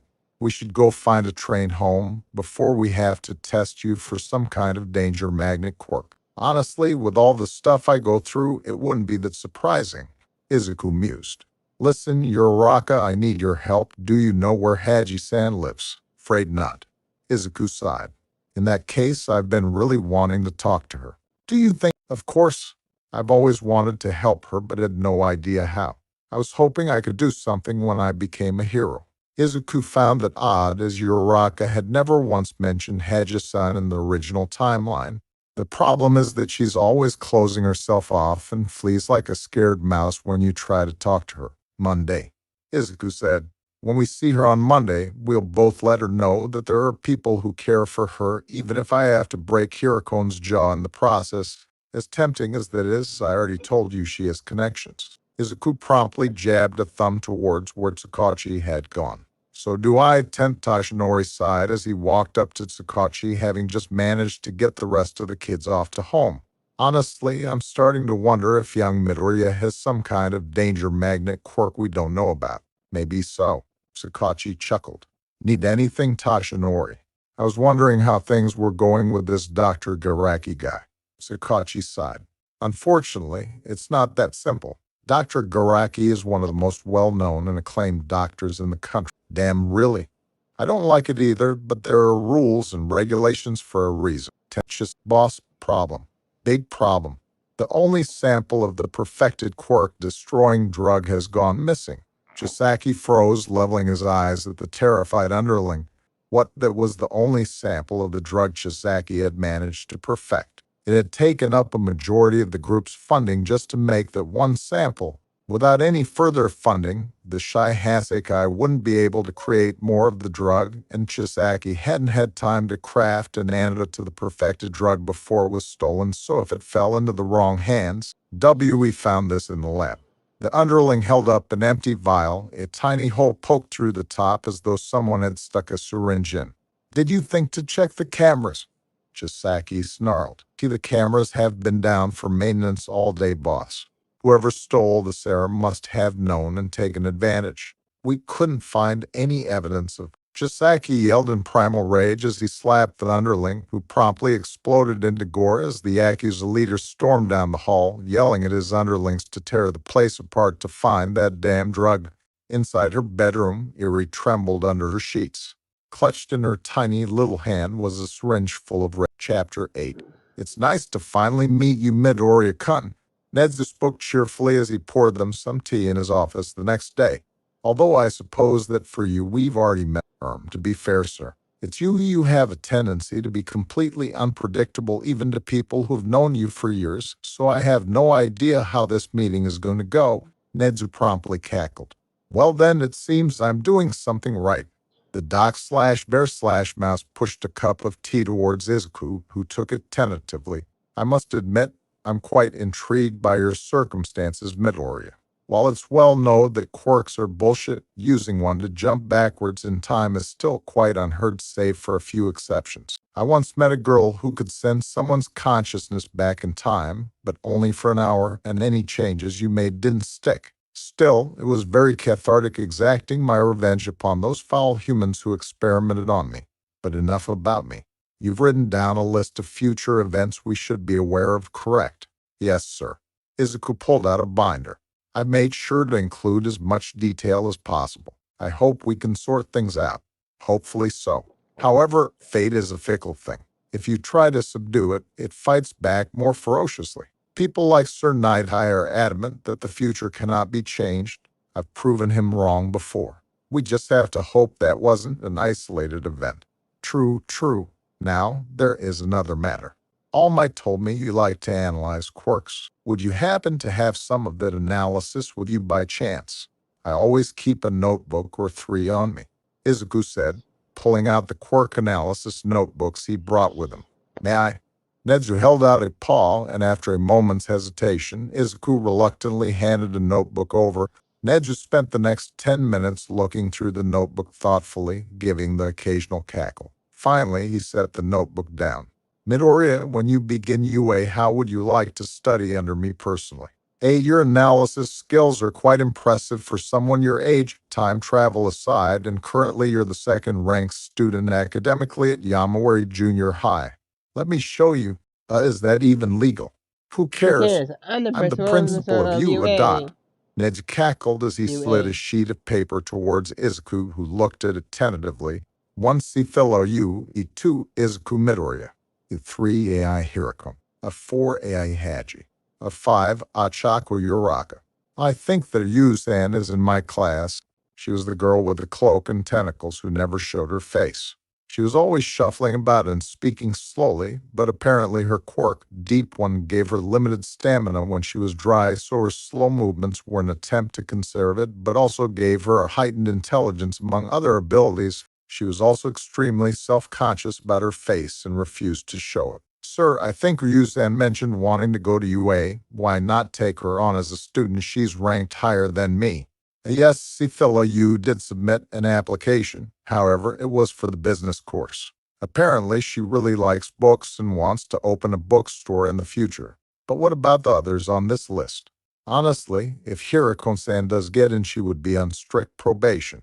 Plus, I found some things in her files that were cause for alarm. Achaku Uraka, while a nice person, simply does not have the same kind of analytical skills as you and possibly you, Sam. And AI Haji has applied for general education. So I'll ask again, Midoriya-san, would you like to be my personal student? Oh, I have no doubt you'll pass the recommendation exam with flying colors. Well, that's wait, recommendation exam. Neji broke out into full cackle. Oh, yes. You see, due to your special circumstances, you have knowledge of the regular exam's rescue point system, which would put you at quite an unfair advantage over the rest of the examinees. Therefore, in order to properly test you, I'm requiring that you take the recommendation exam instead. First, I guess that's fair. Indeed.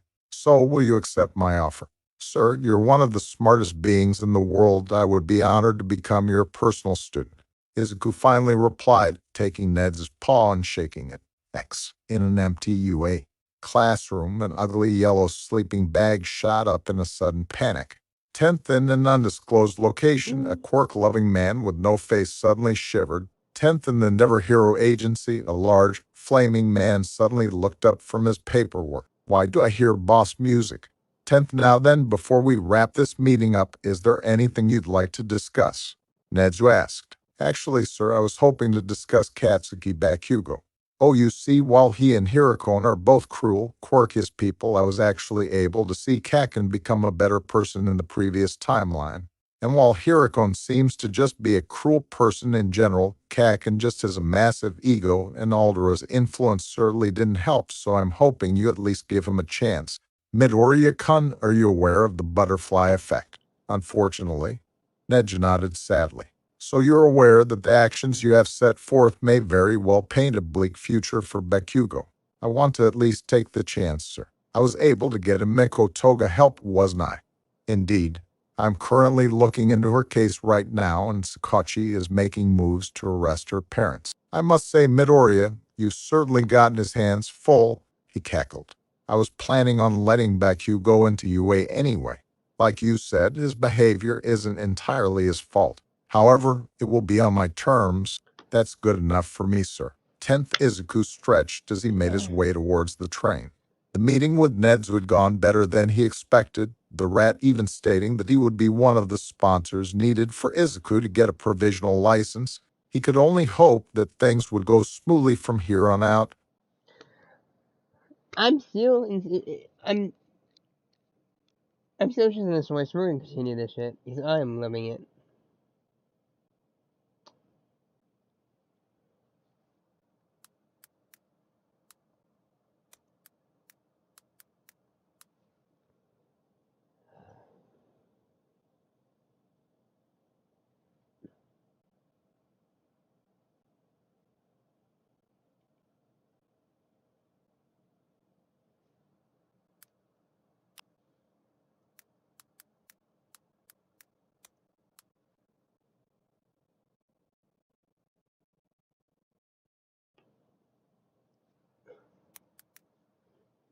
Yeah, that makes it a lot better.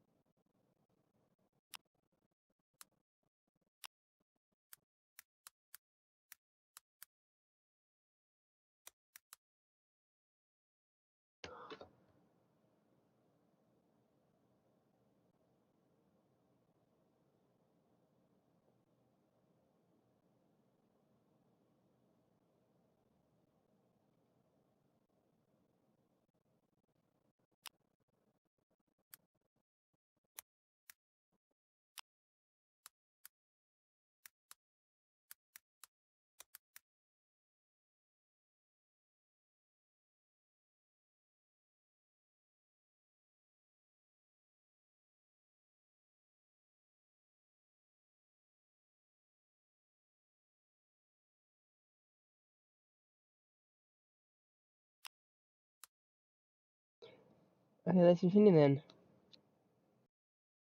Bakugo grumbled as he stepped through the gates of UA with his stupid-ass parents. led by some dog-like hero with a muzzle over his face who seemed ready to blow up at Bakugo at the slightest provocation. He brought them to the principal's office, where the door opened by itself as they walked through. "Ah, the Bakugos!" A small, furry mammal of indeterminate origin spoke cheerfully from behind the desk. "Am I a dog, a bear, a mouse? Who cares? I'm the principal of you, a dot." He motioned for them to sit. "I hope you don't mind if Hound Dog here sits in on this meeting. I'm aware that your son has quite a temperament on him, and since Racerhead is currently out on business, Hound Dog here, as a licensed therapist, is the best person on campus to deal with any outbursts." "That's fine." Mitsuki nodded as they sat. "Good. Now, I'm not sure if your son has made you aware, but a couple of days ago, one of our teachers caught young Bakugo harassing and attempting to use his quirk to assault a group of students who had taken it upon themselves to clean up Takoba Beach. Among them was repeat victim Izuku Midoriya. What the hell was the damn hobo even doing there anyway?" Bakugo snapped. "Katsuki," Mitsuki hissed, "I'm afraid that, as an underground hero, Eraserhead's actions are none of your concern," Bakugo said. Nezu chirped. "Anyway, as far as I'm concerned, this is far from the first time Katsuki has displayed villainous behavior like this." "Villainous, my ass!" Bakugo snarled, standing as his hands popped threateningly. "I was trying to put those damn extras in their place. Katsuki, you all should be worshipping the ground I walk on." A hand gripped Bakugo's shoulders and roughly shoved him into the chair. "Sit down and shut up," Hound Dog snarled. "You try anything funny and I'm obligated as a pro hero to retaliate." "Katsuki, shut up and let the adults talk," Mitsuki warned. "Yes, this kind of behavior is what I'm talking about." Neju sighed. "I'm not sure if you're aware of this, Bakugo-san, but your appalling behavior is completely unacceptable in this modern society, much less here in you. Which is why, should you manage to make it into UA, you will be placed on strict academic probation. It means if you put one toe out of line just once, you will kicked out of UA without so much as chance to explain yourself. Perhaps even literally, depending on how I'm feeling that day. I'll also have you blacklisted from all hero courses in the country should it come to that point. Am I clear? What the fuck? Also, you will be placed in a separate homeroom from young Midoriya, and if you attempt to interact with him or his homeroom outside of scheduled class events, I will drop your grades by 4 letters. What makes you think Deku's getting in? I have no doubt that young Midoriya will ace the school's recommendation exam. Recommendation exam? What the fuck? Also, you will not be allowed to participate in the first-year sports festival. When the time comes for first-year internships, you will be interning with a hero of my choosing. On top of that, you will be attending weekly appointments with Hound Dog here. Any questions? How long is this probation gonna last?" Mitsuki asked in resignation. "For as long as I feel is necessary. If I feel that his probation should last the entirety of his UA career, then that is how long it shall last." "Damn it, did Deku put you up to this?" Bakugo snarled. "You sound all buddy, cat. Tell me, young man, when we..." Bakugo and that shitty... The room went silent, all 4 adults staring at Bakugo in disbelief. "You're shitting me, right?" Mitsuki asked. "Please tell me you're joking." Why the hell would I Are you that unbelievably narcissistic that you see someone trying to lend you help out of the kindness of their heart as looking down on you?" Hound Dog snarled. "Nezu, make it 2 appointments a week. Done." "Huh? What the fuck?" "Listen here, young man." Nezu was no longer smiling. "The reason I have not blacklisted you outright is because your behavior is a result of the Aldera School District's appalling treatment of their students. Regardless, though, you still perform those actions of your own volition. You will either accept my terms here and now, and you will attend therapy with Hound Dog every Monday and Friday after school. If you skip any of these appointments without a viable excuse, I will consider it a violation of your probation and expel you immediately. Now, I suggest you accept, or I can assure you you will never be given the chance to become a hero." "We accept," Mitsuki said quickly, Masaru nodding in agreement. "Very well, then. You are dismissed." As they got up to leave, Nezu spoke up again. "Oh, and Bakugo-san, for your information, Midoriya-san argued for giving you a chance to turn your behavior around. Had he instead asked me to blacklist you outright, I would have gladly done so. 10th, why am I here again? Aizawa asked tiredly as he sat in Sakachi's car on the way. We're meeting with the school board. In the event that any of them are MLA thugs, they'll likely try to resist. But we should keep our knowledge of the MLA a secret. Ned doesn't want them finding out we know about them. Sakachi, whatever. 10th, they were almost through first. Izuku and Yuraka were growing worried. They hoped she hadn't gotten into trouble or something. It wasn't until Yumara happened to glance. Holy crap, said, oh my god. The whole class broke into an uproar, each bolting from their seats into the windows as the teacher tried to calm them. Izuku and Yuraka both managed to catch a glimpse out the window, and both paled as they saw Haji-san on the adjacent roof standing up from having removed her shoes. Everyone, please return to your seats. The teacher tried. Let the teachers deal with it. Haji leapt off the roof. The whole class screamed, and Izuku's body moved. Activating full cowling at 10%, Izuku smashed through the window, startling his class as he employed Black Whip to keep the broken glass from cutting him. He flew through the air at lightning speed, closing the distance and wrapping his arms around Haji-san. She gave a startled squeak as Izuku rolled a pair of them in midair, his momentum causing him to slam into a nearby wall painfully before he activated float, stabilizing them in midair before he gently lowered the two of them to the ground. Once he set Haji-san down, he fell to his knees as he felt a sharp pain in his back. Great. Looks like I'm gonna be getting another lecture from Recovery Girl. Why? Izuku blinked at the soft, almost bell-like voice, his eyes swiveling to meet Haji-san's. This was the first time he had heard her speak. She had a very nice voice. Why did you? Haji-san, are you okay? Are you hurt anywhere? Why do you care? I'm not someone you should be caring about. I'm quirkless. I don't deserve to have someone care about me. That's not true. Izuku stood, grunting at the pain in his back. You don't deserve any of the horrible things that have happened to you. You're a person, a good person, and your life is just as valuable as anyone else's. That's not true. She whimpered. Why, you're just saying that to get my guard down. Haji-san, is it really so hard to believe that anyone could care? Yes, she blurted out immediately. Izuku shook his head. Stop being so hard. Hey, sweetheart, please smile for me. You have such a beautiful smile. It doesn't matter that you don't have a quirk. You deserve to be loved as the mama. Geez, why didn't you just let her drink the two? She's is Hirokon exclamation. He launched forward, activating full cowling at 2% as he drove his fist into her stomach, launching her back. Hirokon tumbled across the ground, stumbling into her knees before promptly vomiting into the grass.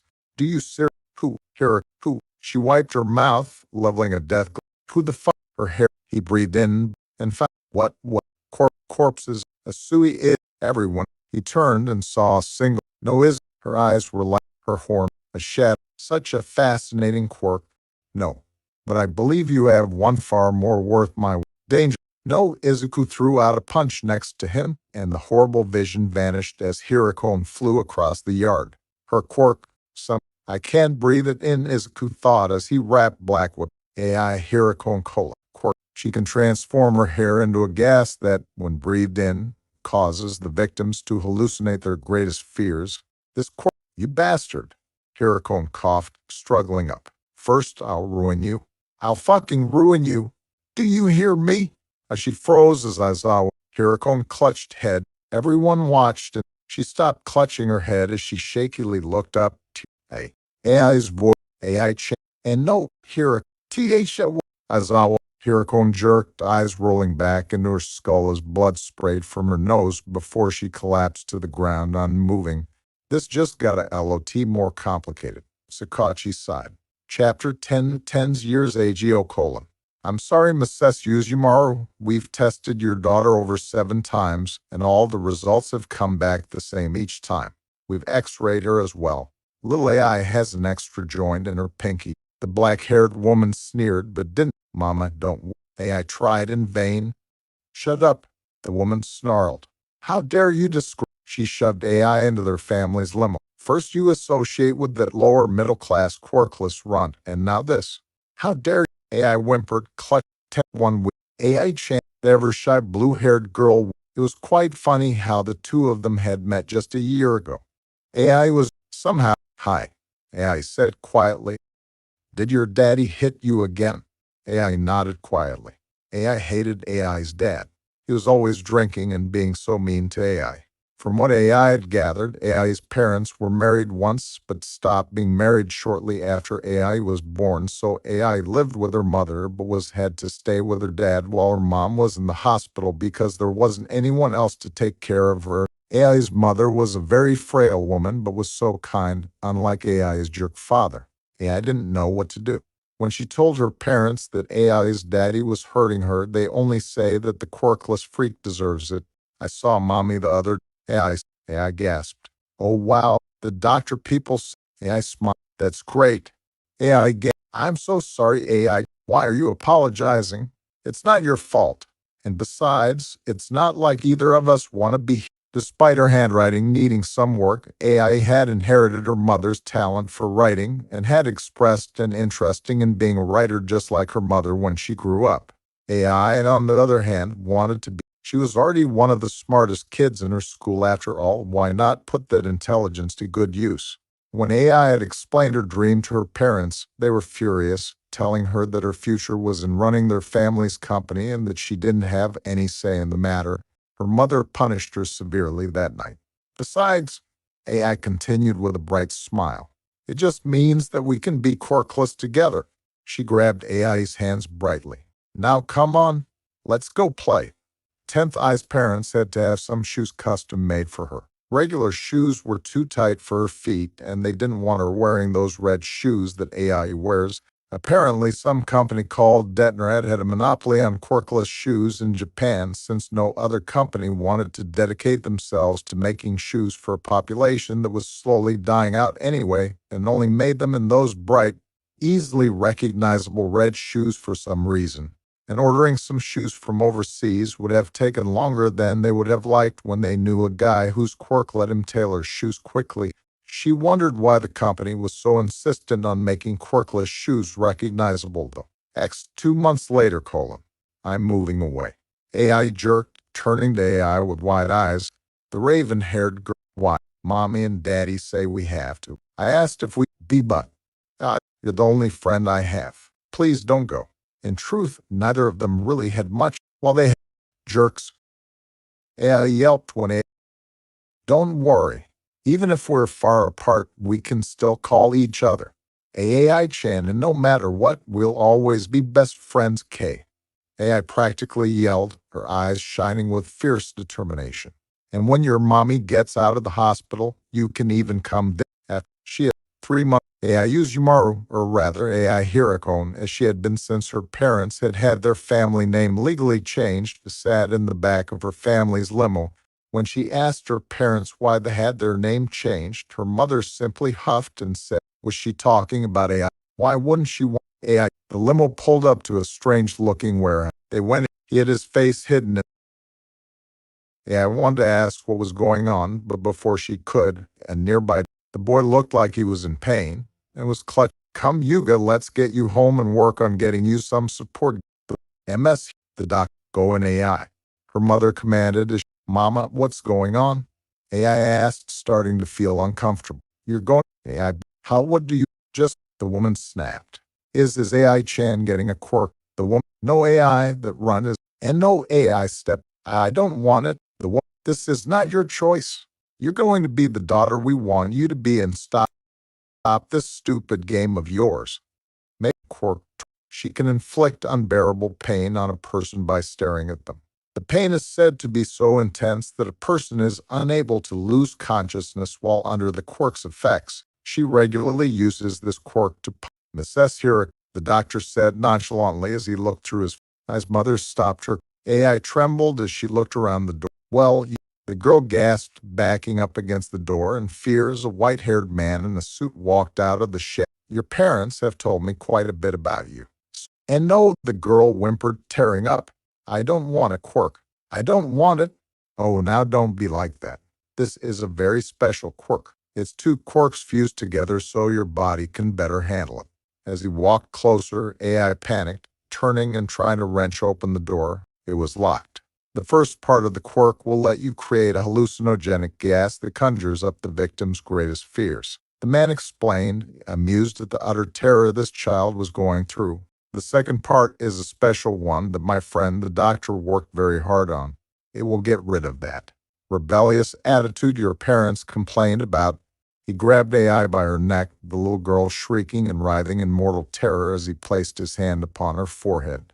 That Aoyama boy will make an excellent spy in the future. But you'll just be another toy for my amusement. Yeah, I blacked out. That same night, AI Haji sat in the hospital room with her mother. She panicked as her mother began to spasm violently in her bed. She screamed and kicked and begged as the doctors dragged her out of the room to try and save her mother's life. She cried hysterically an hour later when the doctors told her her mother had died. She laid there unresponsive later that night as her father mercilessly beat her and blamed her for her mother's death. 10th day I was scared. She was so very scared. Ever since that man had forced the quirk upon her, her body was no longer her own. She could see, smell, hear, and feel, sure, but her movements were not her own. Something else was controlling her body, making her do and say horrible things, things that made her sick to her stomach. It was like being chained to the back seat of a car while some psycho was at the wheel. The quirk changed her appearance too. Her once lovely black hair was now white and sparkling, and her purple eyes were now blue like sapphires. She hated it. She looked and acted like some spoiled rich kid. Sure, AI was rich, but she hated being spoiled. She liked the simple things in life. She liked sneaking over to AI Chan's house without her parents' knowledge and watching anime with her while her mother made cookies in the kitchen. She liked running around and playing at the playground, getting her clothes dirty, which would result in her parents yelling at her for acting like a heathen who uses the word heathen anymore anyway. She hated being spoiled. She could do nothing but cry inside her own head as she could only watch. 10th, she was starting junior high today. Yamawari Junior High Anasai. Apparently, it was named after some pre-quirk video game. AI came from a rich family, so there was no real reason for her parents to send her to a regular middle-class junior high school. They just liked lording their power over people. AI despised her parents. Her body looked up on its own, and AI nearly felt her heart stop. Is that AI Chan? She seemed to try and shrink in on herself, trying to draw as little attention as possible. She had bruises on her arms and face. It was definitely AI. I's joy at seeing her old friend was short-lived when she remembered she was no longer in control of her body. No, please. Please don't hurt her. Please, please don't hurt her. Against her wishes, her body moved. AI could only cry. 10th, there was a new kid at school, some green-haired kid. He seemed really nice. Her body tried to antagonize him for wearing quirkless reds, but he got her to back off by showing off his quirk. At least he was safe. AI hated hurting people, so she could take solace in the fact that her body would leave him be. 10th, AI cried hysterically as her body told AI to kill herself. No, she didn't want this. She never wanted this. She never wanted to hurt AI. 10th, AI was dazed. Everything was going by so fast. To her horror, AI had taken her body's advice and jumped off the school roof. Then the green-haired kid crashed through the window of his classroom, catching her in midair and lowering AI to the ground safely, though not without getting himself hurt in the process. His body made its way outside, where she berated him for saving AI's life, though in her mind, AI was eternally grateful. The boy reacted violently, activating his quirk and punching AI across the yard. Her body responded by using that man's quirk in him. She absolutely refused to acknowledge this horrid quirk as her own. Somehow, the boy was able to land a second hit on her despite being under the quirk's influence. I's body screamed profanity at him, and then she froze, and I's body was hers again. Clutching at her head as a serious migraine came forth, she could only raise her teary eyes towards AI. The look on the blue-haired girl's face utterly destroyed AI. AI Chan, and no. I's voice cracked as she tried to keep from breaking down completely. It wasn't me, AI. That wasn't me. It wasn't. AI felt something snap, and everything went dark. 10th, present DAY : well, this shit just went plus ultra. Sakachi sighed as he looked into the room where AI Hirokon lay motionless, AI situated in a chair beside her bed. He turned to see Midoriya still rubbing the bump in his head where Recovery Girl had whacked him with her cane.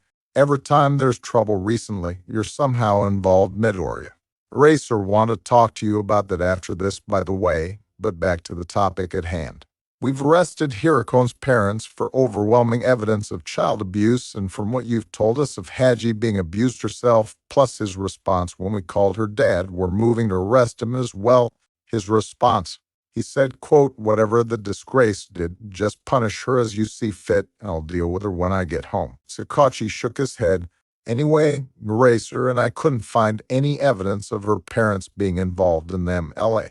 The Asahi Police Department, on the other hand. How many? More than half. Sakachi sighed. We've had them arrested for corruption, among other things. The entire department is going to have to undergo a complete rework. As for AI Haji, she's most likely going to be placed into foster care. Luckily, your homeroom teacher has a foster license and has expressed interest in taking her in. And Hiruko, Sakachi sighed. I got the gist of it from Recovery Girl and the doctors. X-rays show that she does indeed have an extra joint in her pinky toe, and the quirk she has is unusual. There's some kind of hidden mental aspect of it that seems to control several parts of her brain, mainly the parts that control movement and personality. She was not in control of her own body at all, but was completely aware of what she was doing the whole time. That's horrible, Izuku gasped. Yeah, and apparently Eraser's quirk messing with the mental aspect caused some kind of serious shock to her brain. She's had minor brain hemorrhaging as a result. To put it simply, Hiruko is in a coma. We don't even know if she'll be her original self, the quirk-created personality, or someone else entirely when she wakes up. If she wakes up. Izuku clenched his fists angrily. All for one. Only he could have done something like this. I'll make him pay for this, I swear it. Inside the hospital room, AI looked at her dear old friend. Her mind was a storm of many emotions as she tried so hard not to cry. AI-chan. Chapter 11. You seem to have a habit of getting yourself tied up in these kind of situations. Aizawa sighed as he led Izuku and Haji-san to Izuku's home. School was out tomorrow due to today's incident, so he and Sakachi had called his mom and gotten her permission to let Haji-san stay for a few days until they could get her situated into a foster home. Surprisingly, the blue-haired girl had accepted the offer in a quiet voice. At this rate, I might have to start calling you problem child. I'll wear the badge with honor, sir, Izuku stated. He couldn't help but smile a bit when Aizawa snorted before quickly composing himself and hiding his mouth behind his scarf. The three of them came up to Izuku's house. Izuku could only hope that, after the chaotic day he just had, he could spend the rest of the night in peace. Ah, there's my young apprentice. All Might practically shouted, sliding into view as Izuku opened the door. I happen to have Gran Torino here with me. We can start talking about your provisional exam. The man trailed off as he noticed Haji-san staring at him in shock, alongside Aizawa, who gave him a flat glare. Idiot, Aizawa sighed. Right before Haji-san promptly fainted. Is she a relative of yours? All Might asked. Tenth after Aizawa had helped them place the unconscious Haji-san on the couch, Izuku turned to see a short old man hobbling towards him. Danger sense began to pulse. So you're the Midoriya boy Toshinori told me about? Gran Torino asked. That's right, sir. Gran Torino launched himself at Izuku, who promptly caught the yellow boot aimed at his face. How I like him already. The old man cheered as he dropped to the floor. Even Toshinori can do that. What are you talking about? Of course IGAH. All Might was interrupted by a yellow boot to the face. Would someone please explain to me what's going on here? Aizawa huffed. Well, you see, Aizawa-san, young Midoriya here is my apprentice. I kind of figured that when you practically shouted it at us. Right, sorry. I've been waiting to reveal that to the public after the MLA has been dealt with. Anyway, my former psychic Sir Night Eye has been putting together a raid on the Shai Hasekai. I'm aware he asked me to be a part of it. Yes. You see, Midoriya has a very personal stake in this whole thing, so we're using an old law from the Birth of Heroics to help him get his provisional license early. He just needs the sponsorship of at least 5 licensed heroes, so we were hoping for my old teacher here to come out of retirement and be the 4th sponsor. Considering this kid can actually stop one of my kicks, I'll be glad to sponsor him. Aizawa leveled a flat look at them. I feel like there's something you're not telling me. There were several seconds of tense silence. All Might, I'd like to tell him. I trust Aizawa-san with my life. Izuku spoke up. If you feel that's best, young Midoriya, you shouldn't be so trusting of someone you barely know, even if they are a pro, Aizawa stated. It's completely irrational. That's the thing, Sensei. I know you a lot more than you realize. The truth is, I'm from the future. Izuku launched into the story of how they got here, and by the end of it, Aizawa was staring at him with a raised eyebrow. You honestly expect me to believe that problem child? Detective Tsukauchi can verify my story. And there's something you should know. You know how I told you about the Namu? Aizawa nodded. The Warp Gate villain Kurogiri is a Namu. Izuku took a deep breath. His real name is Aburo Shirakumo. All at once, the mood took a nosedive as Aizawa's face turned pale, the Razor hero stepping back as he looked wildly at Izuku. That's a lie. Aburo is dead. I'm sorry, Sensei, but it's the truth.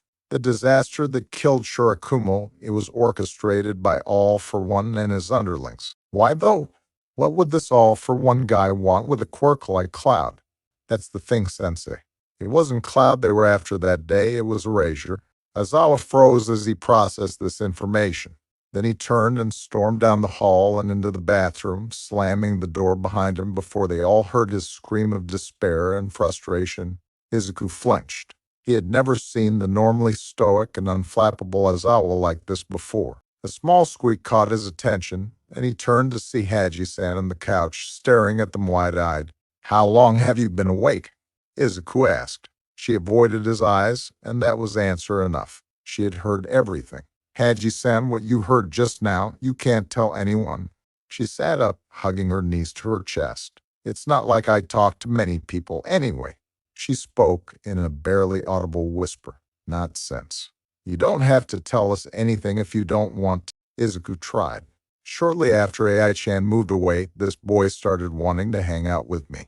He always acted so nice. And then, when I let my guard down around him, he locked me up on the school roof just before we went on summer vacation. I was up there for 2 days before a jogger heard me crying.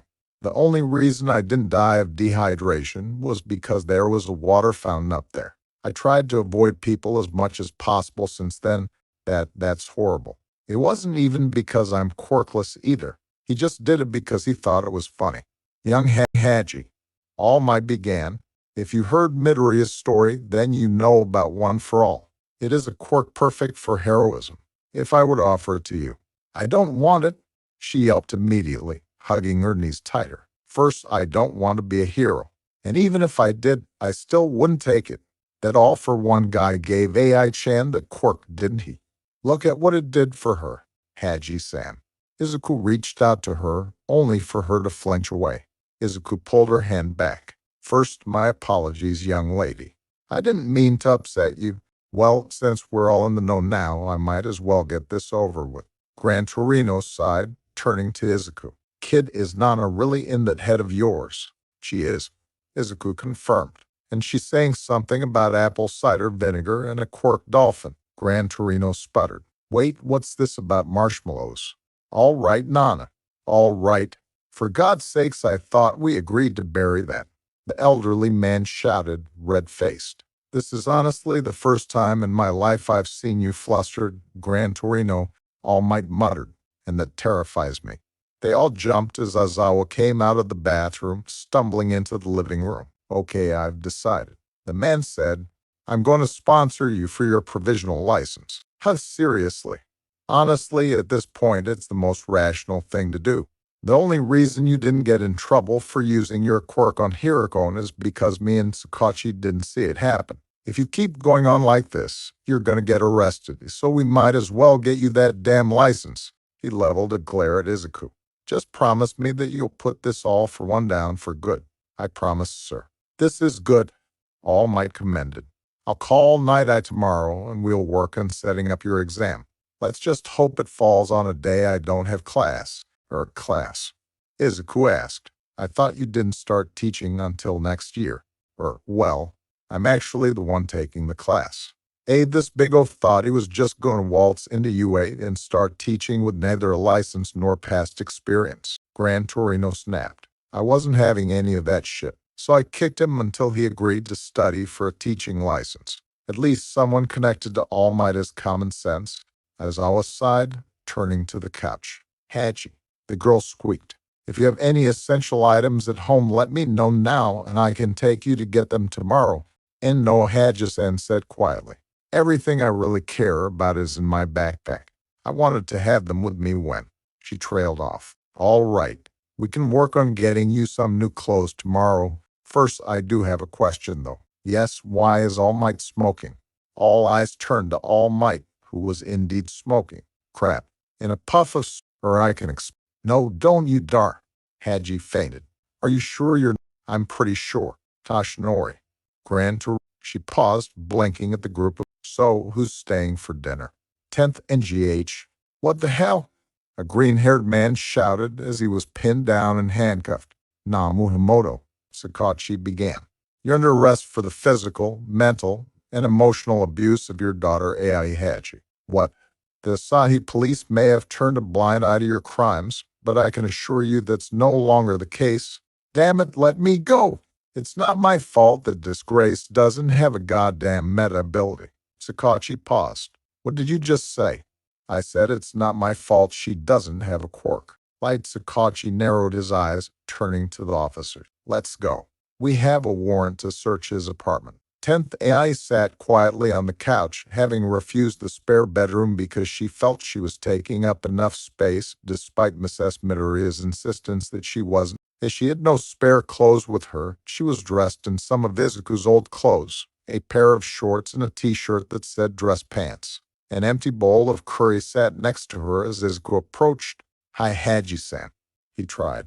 Listen, if you need anything at all, let me or Mom know, okay? You shouldn't be afraid to. AI. H-hot. Call me A. I already know about this one for all things, so you might as well. Oh, in that case, you should call me Izuku. You really are quirkless like me, aren't you? Izuku sighed. Yeah, genetically I am. And we never met before in that other timeline, did we? No. The two sat in awkward silence for a few minutes. Hajai-chan, you said you didn't want to be a hero. What do you want to do? She shifted a bit. I want to be a writer like my mother was before she died. I hope she was a better person than your dad. She was. A small smile crept onto AI's face as she remembered fond memories. Izuku found himself going red. Her smile is so, well, I'm going to bed. Let us know if you need anything, K. Maybe 10th, the guard started as one of the security cameras burst into static. Who's in that holding cell?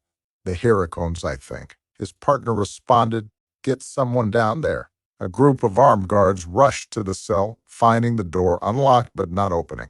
By the time they had finally forced the door open, all that was left of the Hiracones was dust and blood. After all, Sensei did not like loose ends. 10, my lord, what of their daughter AI? She is no threat. At the moment, young AI is comatose, and even if she does wake, you said yourself that her files showed she will likely have suffered permanent brain damage. The only one likely to take anything she says seriously is that fool All Might. It's not as if there exists some quirk that can rewind the most permanent of injuries or something. And if a quirk like that did exist, he gave a sadistic smirk. If you say so, my lord. Besides, if one for all has truly been passed on already, then we must focus on preparing young Tamura. The faceless man grinned. I'd like you to operate on him, prepare his body to receive a second quirk. Consider it training for when he eventually receives All for One. Which quirk are you giving him, my lord? All for One's grin was answer enough. My lord, are you sure you want to give him that quirk? Worry not, doctor. The quirk's vestige has been dormant for years, and I have taken steps to ensure it will not awaken anything soon. Besides, what Tamura doesn't know won't kill him. Chapter 12 of Tuesday: Your provisional exam has been set for this Sunday night, I stated as all of Izuku's sponsors had gathered at his house. I realize you want to get this over with as soon as possible, Midoriya, but they need time to set up a personal exam since they usually only prepare for the big group ones. And naturally, as Midoriya's sponsors, we're all required to be in attendance. That means you too, Toshinori. Why are you calling me out? Idiot. Torino whacked him with his cane. Knowing you're gonna end up being late just to save a child from a tree or bring a cat's lost balloon back. I think you meant that the other way around. Aizawa sighed.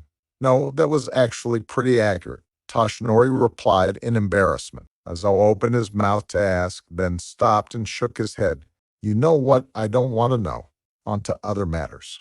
Midoriya, your homeroom teacher, Futakuchi, is willing to take Haji in. We should have her moved in with her by Friday at the latest. That's great. I can just feel that Futakuchi-sensei is a good person for AI. Oh, already on a first-name basis with the girl. Toshinori teased, and Izuku went red. Well, she asked me to call her AI since she pretty much overheard explain the whole time travel thing in One for All to Aizawa-sensei. Sure, kid. Sure. I'm serious. We better say we believe him. Torino muttered under his breath. We believe you.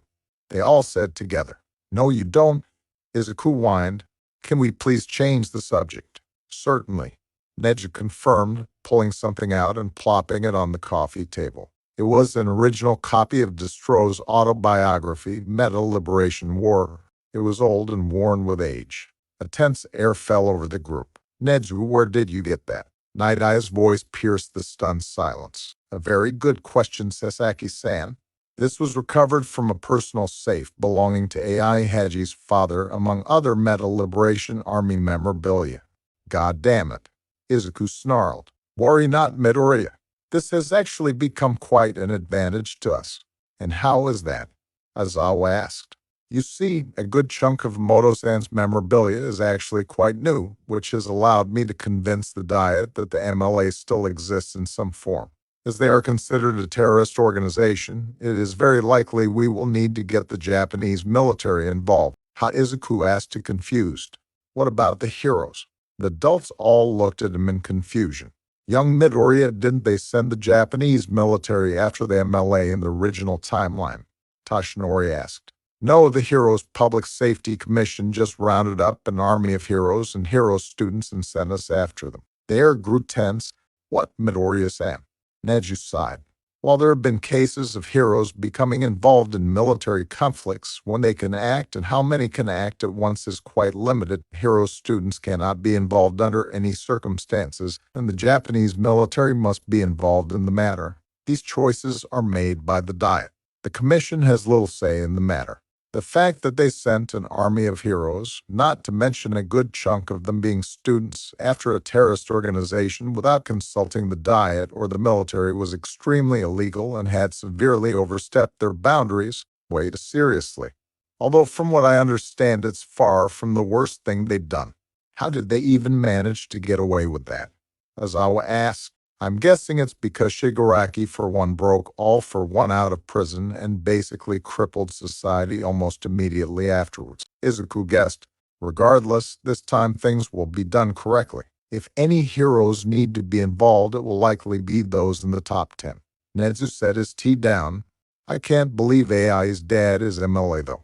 Izuku sighed. I can't tell who's worse, him or Hirakone's parents. Oh yes, that reminds me. AI Hirakone's parents are dead. A shocked silence fell over the group. What? Night Eye demanded. Evidently, the security cameras for their cell went out. When the guards finally got in there, all they found was blood and dust. Shigaraki. Izuku groaned. Judging from the files you gave me, it would seem very likely. A heavy silence fell over them before Nezu picked up his tea. Well, now that we have that out of the way, let's return to the topic of you and Haji Senhem. Oh, for God's sakes. 10th Wednesday, AI was silent as she and Izuku left his house. She would be moving in with Futakuchi-sensei on Friday, so Tsukachi brought all of her school uniforms and some extra clothes from her father's apartment. She couldn't really call it hers anymore. Hey, Midoriya-kun. Oh, Haji-san. Uraraka called as she ran up to greet them.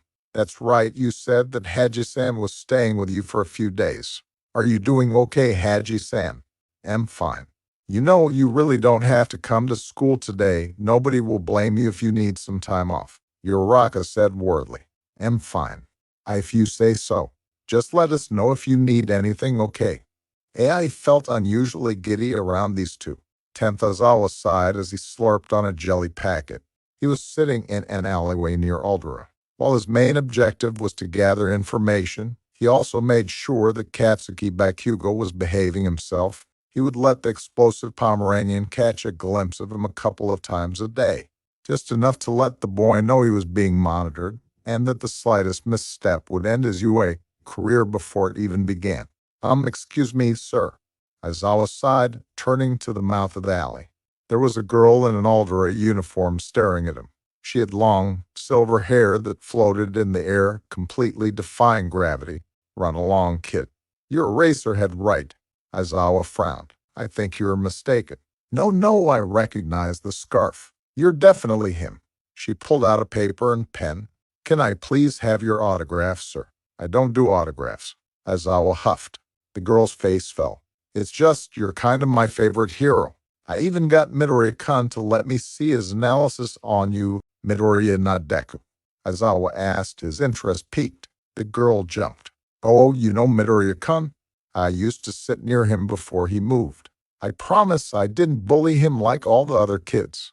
I hate bullies. Calm down, kid. Aizawa sighed. So this girl wasn't hostile towards Midoriya. He could use this to his advantage. What's your name? I am Yura Yatsuboshi, sir. Yatsuboshi, do you have anything going on tonight?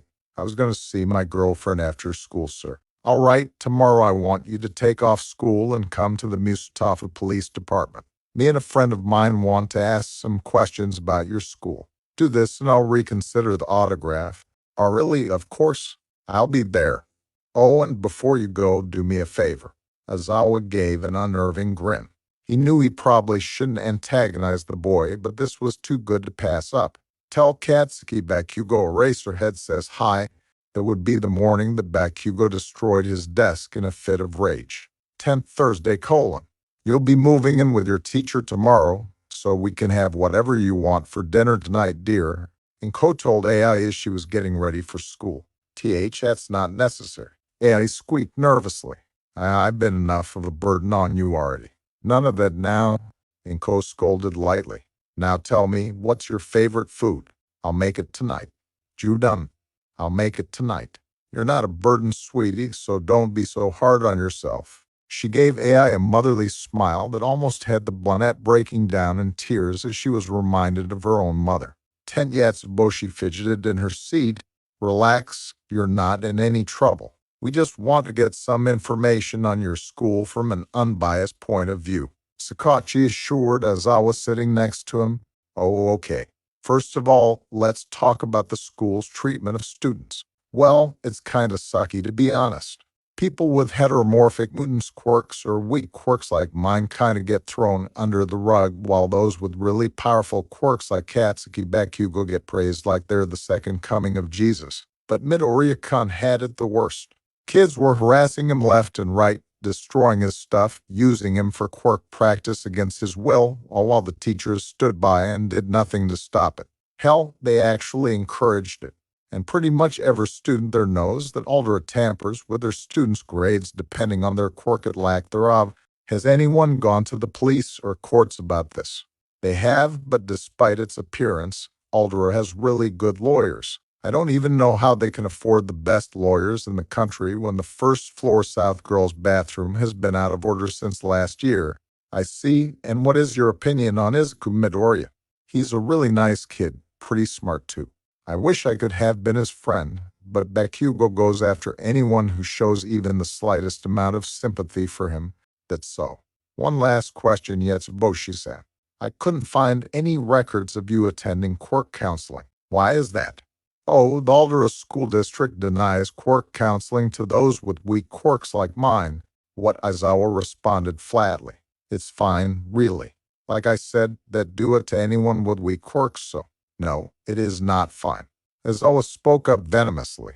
Young lady, quirk counseling is mandatory by law, Sakachi explained, regardless of how strong or weak someone's quirk is. The fact that the Aldera School District explicitly denied it to you and so many others is extremely illegal. Really, kid. Aizawa sighed, feeling the beginning of a migraine. Start looking into online schooling. Cause at this rate, Aldera isn't going to last much longer. 10th Friday, : Aizawa sighed as he and Sakachi walked towards the hellhole that was Aldera Junior High. Remember, as far as they're concerned, you're my assistant, Aizawa stated. They're more likely to let their guard down if they don't know you're with the police. Right. They walked into the building, where the receptionist glared at Aizawa. Excuse me, sir, I think you're in. She froze as Aizawa. I'm a representative of UA here to meet. Why, yes, of course, so you're the representative. My name is Shota Aizawa. Yes, I'd heard about that, as well as Bakugo's probably. Aizawa. This asshole sounded so. He just called. As far as I'm concerned, you weren't there, Principal Aoshi. Aizawa glared. I saw everything that went down. Bakugo was very clearly the instigator, and Midoriya and his friends were defending themselves. Oh, that's a good one, Aizawa-san. Deku doesn't have it. Aizawa would have gladly strangled this man were it not for the police detective sitting next to him. Then again, Sakachi might actually allow it if the barely contained rage in his face was anything to go by. But in all honesty, you're mistaken. Deku has been, oh, I'm sorry, then why are you acting like you know better than me when it comes to who attacked who when you weren't even there? You know what? Forget it. If Aizawa listened to any more of this, this school district is under police investigation now. By order of the music. And now hold on a second. The man stood, only for Aizawa to activate his quirk, grabbing the sleazeball and his capture scarf as Sakachi made his way to the computer with a special flash drive given to him by Nezu. I'm only going to say this once. Aizawa growled. I'm very picky on what students I allow into the hero course. I've expelled more than I can count simply because they weren't taking things seriously and lacked potential. I may not have known Izuku Midoriya for long, but I can assure you the boy has more potential than any other student I've had in my teaching career. That boy will become a hero regardless of your attempts to sabotage him. In case the man tried anything funny, Aizawa slammed his head into the desk, knocking him out before turning and leaving with Sakachi. It didn't matter how good their lawyers were. Once Nezuko tent Midoriya, Izuku blinked, turning around. He had left school with Uraraka, while AI had left with Futakuchi-sensei. Standing behind them was a white-haired boy with a permanent frown on his face, with an aloof air about him. Oshinato-sen, Uraraka stated. Is there something you need? Izuku asked. You changed Haji-san's fate. Haji was fated to die on Monday when she jumped off the school roof, but you managed to avert the. How can you say that? How can you be so cruel? Uraraka snapped. I'm not being cruel. I'm being factual. He leveled his gaze at them. My quirk is called premonition. When I touch somebody, I not only see the moment of their death, but I also gain knowledge about it, such as the exact date and time, as well as the events leading up to it. Hold on, Izuku said slowly. Are you saying that you knew AI was going to try and kill herself since the middle of last year? What the fuck? Uraraka swore, and Izuku found himself seeing red. And you didn't tell anyone. I tried to prevent the deaths in my visions. Every single time ended in failure. The woman who ran the bakery, my elementary school teacher, my little brother. Every time I tried to prevent their deaths, it ended in utter failure. In my brother's case, my attempts to prevent his death were what caused it. I've long since given up hope that these things could be changed. That doesn't mean you should have just kept it to yourself. Izuku snapped with barely contained rage. The white-haired boy gave him an emotionless look that would have put Todoroki to shame. My visions didn't account for you, Midoriya. You're an anomaly. As far as I'm concerned, fate dictated you were never supposed to be at our school. You were never supposed to save Hatch. Shut your goddamn mouth before we both end up doing something we'll regret. Izuku snarled, turning around and dragging Uraraka away with him. 10th case, so this'll be your room. Futakuchi-sensei explained brightly as she led AI to the spare room of her house. Thank you for taking me in. I'm sorry for burdening you. AI whispered. None of that now, kiddo. It was my choice to take you in. She smiled brightly. Now something you should know.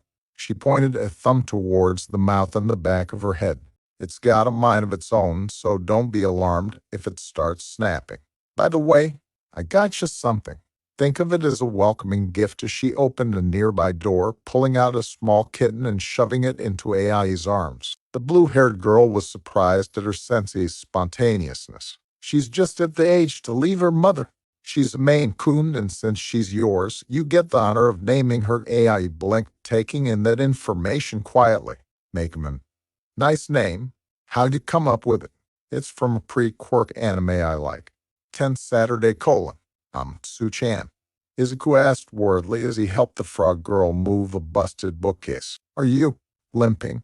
It's fine, Izuku-chan, she explained. There was just an incident at school. It happens all the time, Kiro. Izuku shot a worried glance at Toshinori, who returned the look. He needed to tell Takachi when they left. Toshinori sighed as he settled into the chair. While he got a few odd looks from the other students, no one gave him any trouble otherwise. Oh, you must be new. The young woman with white and red hair chirped as she took the seat next to him. Going for your teaching license. Indeed. I'm Yagi Toshinori. Nice to meet you, Toshinori-san. I'm Fayumi Todoroki. Todoroki, like Endeavor. Yes, he's my dad. How did you know that? Oh, well, you can find pretty much any hero's name if you know where to look. I guess that makes sense. Your father must be proud that you're looking to become a teacher. Eh? Sort of. Toshinori raised an eyebrow. That was odd. 10th Sunday : Izuku took a deep breath as he and All Might came upon the exam center. The other sponsors were waiting for them. We'll go in a minute. Night, I explained. I just felt that I should inform you. We have an extra guest. Hail! A teenage boy suddenly popped out of the ground. So you're the time traveler Sir was talking about, huh? Sorry, Midoriya. Night, I sighed. Tagada overheard me talking to Netsu. Mirio grinned. So given you're a time traveler and all, I'm guessing you and I were acquainted at some point. Izuku smiled, taking the boy's hand. It's good to see Tagada-senpai. If you're done. Aizawa sighed. Let's hurry up and get Problem Child his damn license. Izuku nodded. Yeah, let's go. With that, the group moved into the building, waiting to see what they would find. Just a little bit longer. Hang on, Eri. I'll be there soon.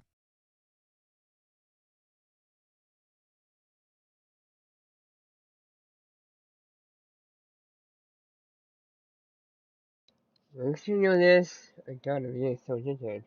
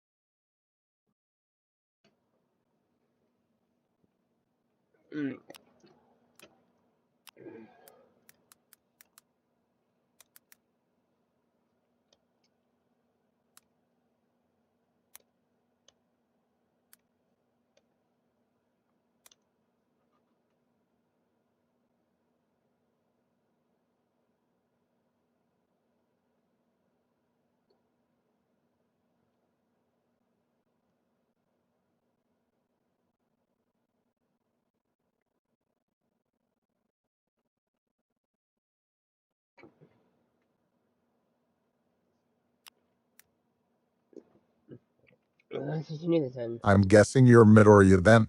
A tired-looking man yawned as he shuffled up to them. Let's hurry up and get this over with then. Does this guy ever sleep? Izuku thought. Mira led them to a nearby anteroom, which itself led out into the massive arena. Izuku got his license in the first time around. Given that you're taking this exam solo, it's been tailored specifically to your strengths. Mira waved a lazy hand toward a nearby desk. There'll be 2 different tests you'll have to take. A written exam with some analysis segments toward the end, and a practical. The man yawned. Let's hope we can get this done quickly so I can sleep. Izuku sat down to take the written test. #1 You have a provisional license when a villain with a fire quirk attacks. 3 nearby civilians have quirks that can aid in the situation.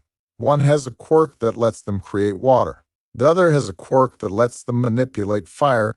The last has a quirk that lets them remove the air from a nearby area. Which civilian do you give permission to use their quirk? This was a trick question. You couldn't grant that kind of permission with a provisional license. Only a fully licensed pro could do that. The rest of the questions went by in a breeze, and Izuku handed it in. Mira directed him to a TV. Since quirk analysis was listed as one of your strengths, you'll be doing a short one here. We'll be showing you a short video and you'll try to figure out the best way to defeat the villain in it. The villain in it is currently in prison, but we still want to see how you fare. He turned on the monitor. He was presented with a clip of a man wreaking havoc with an electricity-based quirk. Well, the first thing I've noticed is that his outfit seems to be mostly rubber. That combined with what seem to be electrical burns on his face suggest his body doesn't really resist electricity very well despite his quirk. He does, however, seem to have a pretty high tolerance towards physical attacks if him resisting the hero's punches is anything to go by. This raises the probability of him being the failed product of a quirk marriage. Mira blinked. That was actually dead-on accurate. I'd say the best way to go about beating him would be to send in a pro with an electricity-based quirk to match his own, or one who has a cutting-based attack that can destroy his clothes and render him unable to safely use his quirk. Of course, you could also send in a hero with a fire-based quirk, but melting the rubber could cause serious harm to his body. Is that satisfactory? Mira blinked, completely dumbfounded. Let's move on to the physical portion. Your analysis as well as the written portion will be graded during that time. The rest of you can go sit in the stands. Mira guided Izuku over to a TV screen which showcased the stadium as well as the various zones. The stadium itself looked as though a tornado had passed through. There are 20 people scattered throughout the exam area. Each of them is a member of the Helpless Company, or HUC. They're all trained to stand in as rescue victims for training exercises like this. Your goal is to rescue each victim and get them to the extraction zone safely. Since you're the only one taking this exam, you needn't worry about applying first aid, and the victims will be deemed as saved the second you bring them into the extraction zone, though that doesn't mean you shouldn't watch how you handle them. You're graded by a point system, and screwing up will cost you points. You start with 100 points and need at least 51 to pass. While there is technically no time limit, points will be docked if you take too long. They decided to implement that after the whole Death Arms fiasco. Any questions? Yeah, Izuku said. At what point are you sending a pro in to play a villain? After a few seconds, Meta smiled. I like you. Then he shoved Izuku through the door. The exam will now begin. Please start. Izuku's instincts kicked in and he bolted forward at 10% full cowling. It wasn't long before he heard cries for help and took a nearer pile of debris. Oh, Izuku remembered this guy. He had given the Green Net a 5-minute lecture the first time around after Izuku had shouted, "This looks bad." Ah, well, it wasn't often you got a second chance at first impressions. Don't worry, Izuku called as he landed next to the little boy. He noticed, you have a head injury. Let me take. He checked the fake injury, noting that it was made to look like a small gash, and in real life, with a nod, he picked the boy up and 10th while Mirio cheered as Izuku had brought in victim 9 and 10.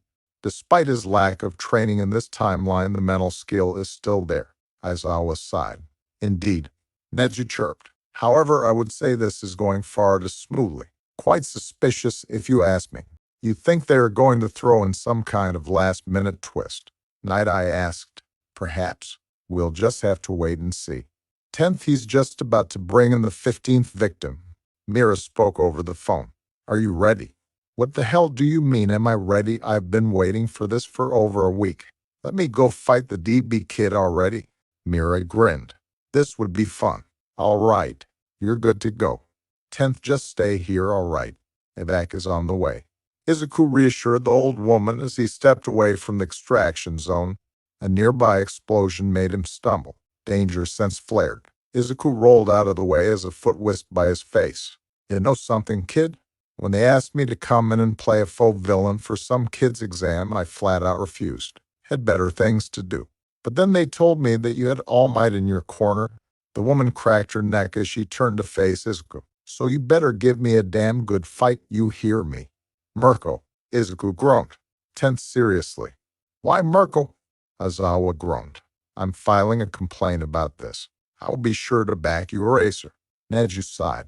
You both seem to have something against Mirko, All Might interjected.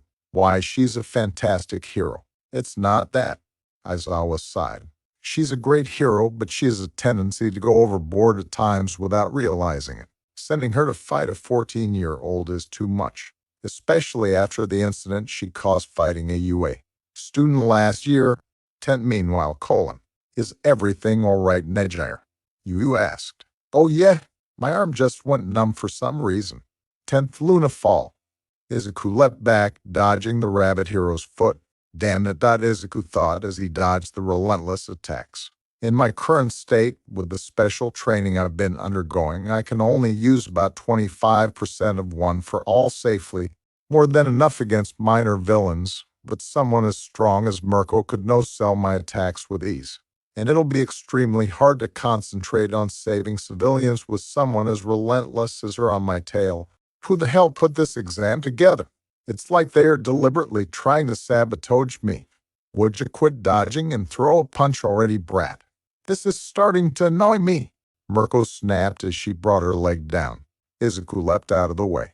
At his current state, even with danger sense, he could just barely dodge Mirko's attacks. I need an opening. Wait, doesn't she spend a lot of time with Hawks? Oh my god, is that Hawks up there?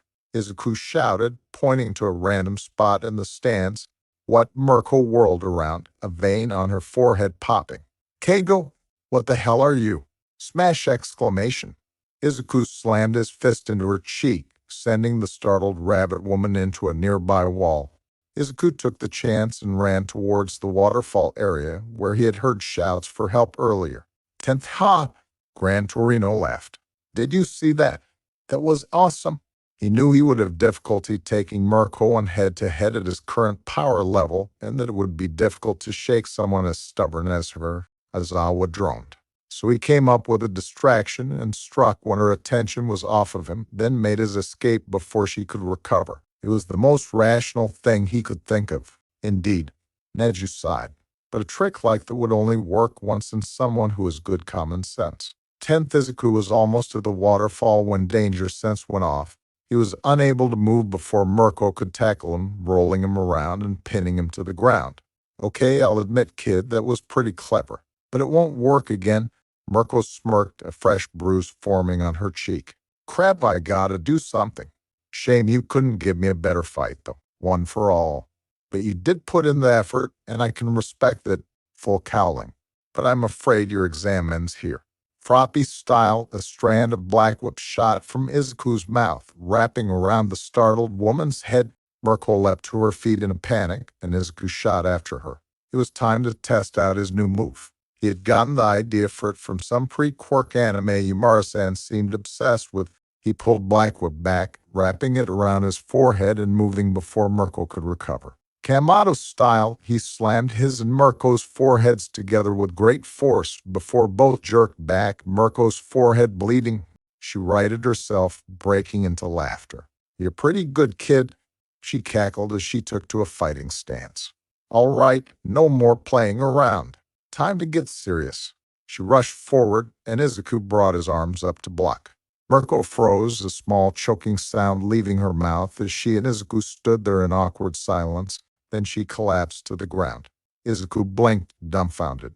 After checking to make sure she was okay besides being unconscious, as Izuku rushed off to get the final 5 victims, 10 she just collapsed. All Might asked as Izuku was bringing in the final few HUC members. Well, she did take a fairly massive blow to the head, Neji mused. Perhaps it was simply a delayed reaction. Some people are stubborn like that. She'll likely have a concussion when she wakes. Mirio began. Should we be concerned that she's getting up right now? The 10th Izuku was just about to bring the last HUC member into the extraction zone when Mirko found him again. There you are, she snapped. We're not done yet, kid. It's time for round 2. Both Izuku and the HUC member gave her a flat look before Izuku stepped into the extraction zone. All disaster victims had been rescued. The exam has now concluded. What? Mirko shouted at the box where Mira was. Are you shitting me? Hell no. I'm not done till I've got my money's worth out of this kid. Attention all staff and guests, there is carrot cake in the infirmary. Oh hell yeah. Mirko took off, completely forgetting Izuku was there. The green-haired boy rolled his eyes. 10th Izuku sighed as he walked back into the main building. Seriously, Mira, you sent Mirko after a 14-year-old. That's complete irrational. I do agree, but it wasn't my call. Mira sighed tiredly. The higher-ups felt that since Midoriya has All Might in his corner, he could handle going up against one of the strongest melee fighters. Seriously, they know what happened when Mirko fought a UA student last year. Meanwhile, Weird, my arm just went numb again. You think I should get that checked, you? 10th, well, pretty much the only one who was seriously injured was Mirko herself, so I guess it's good. Mira sighed, turning to Izuku. Now then, for your grades. You passed the written exam with a 95%. The only place you really struggled were the philosophical questions. Your analysis was surprisingly good for a kid your age.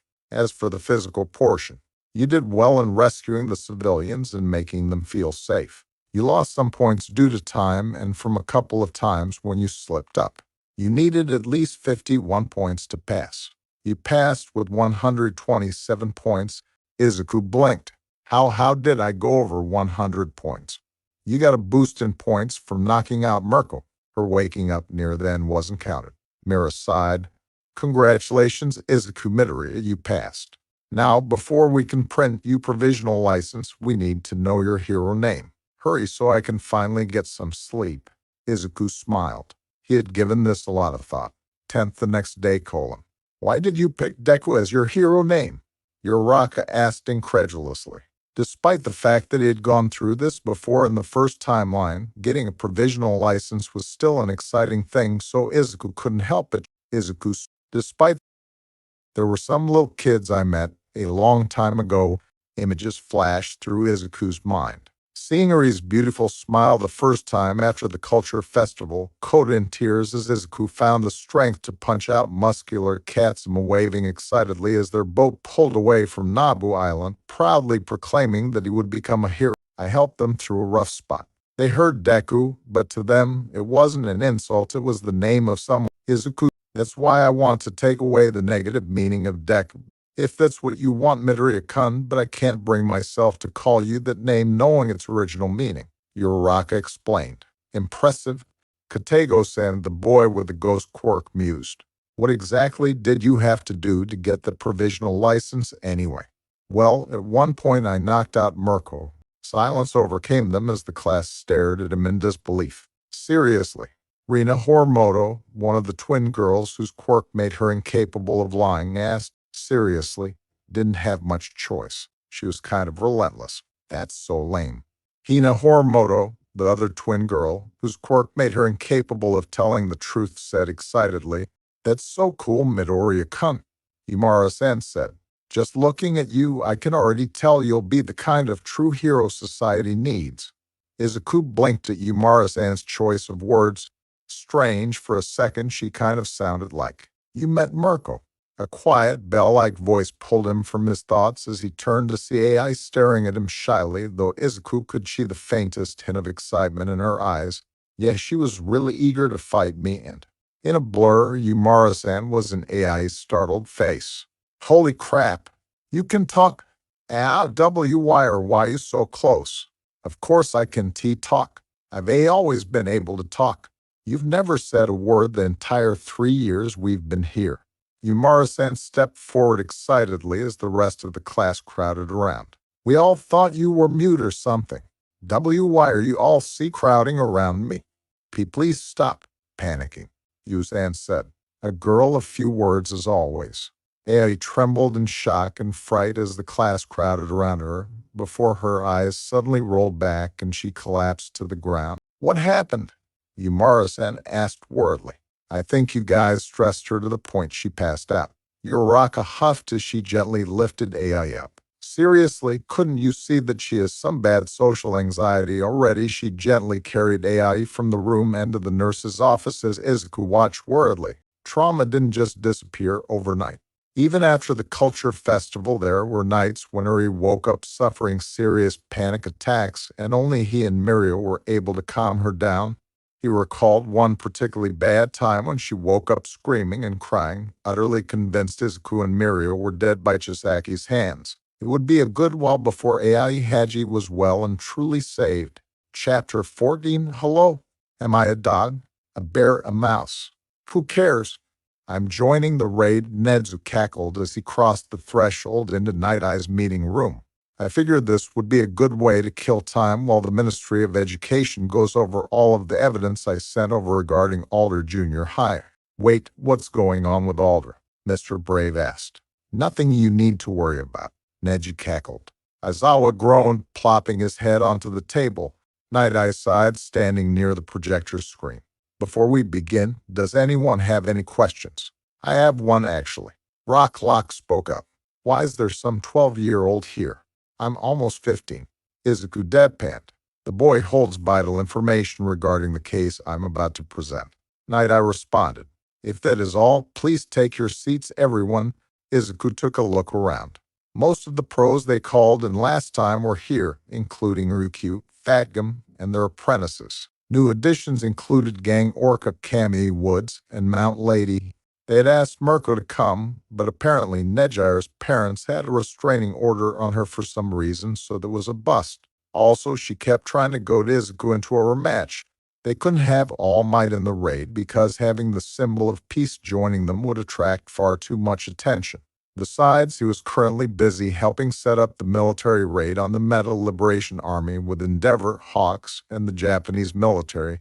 The reason I called you all here is because of the Yakuza group, the Shai Hasekai. Night Eye began. Yakuza? Those guys are still around, Fatgum exclaimed. Indeed.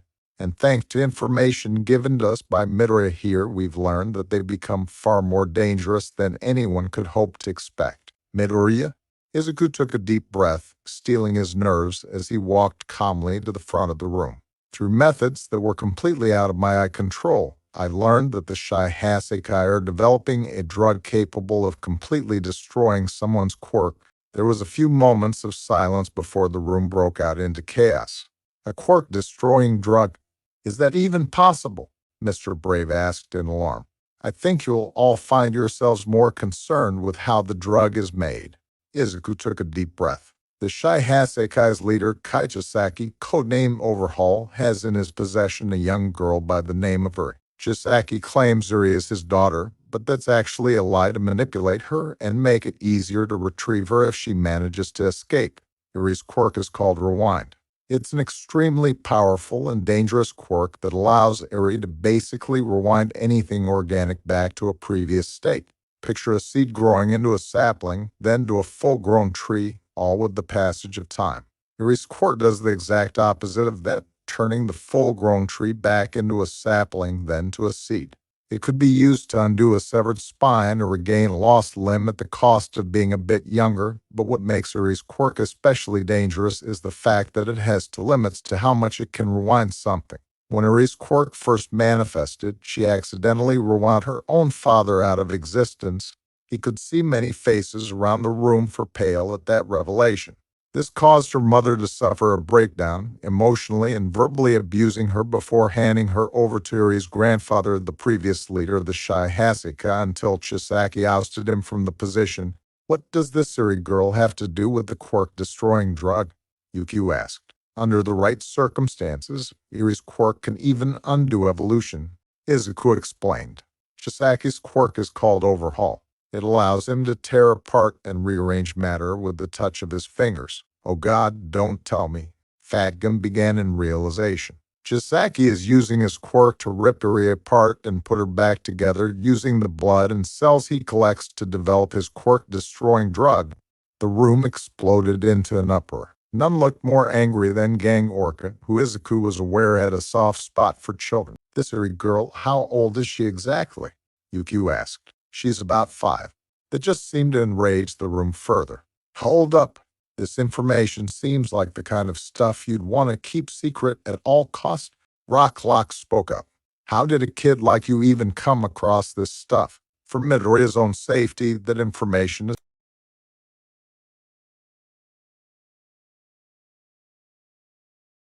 I just see it right, okay?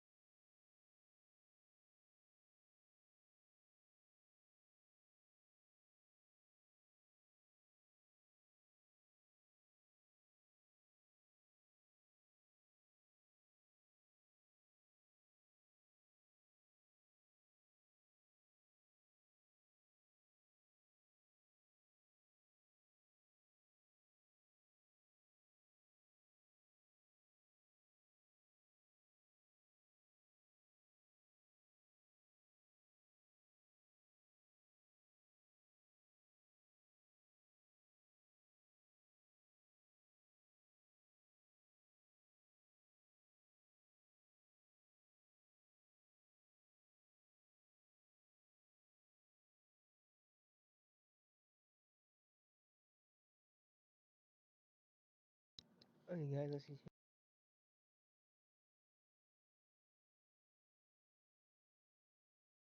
highly classified. Night Eye spoke up.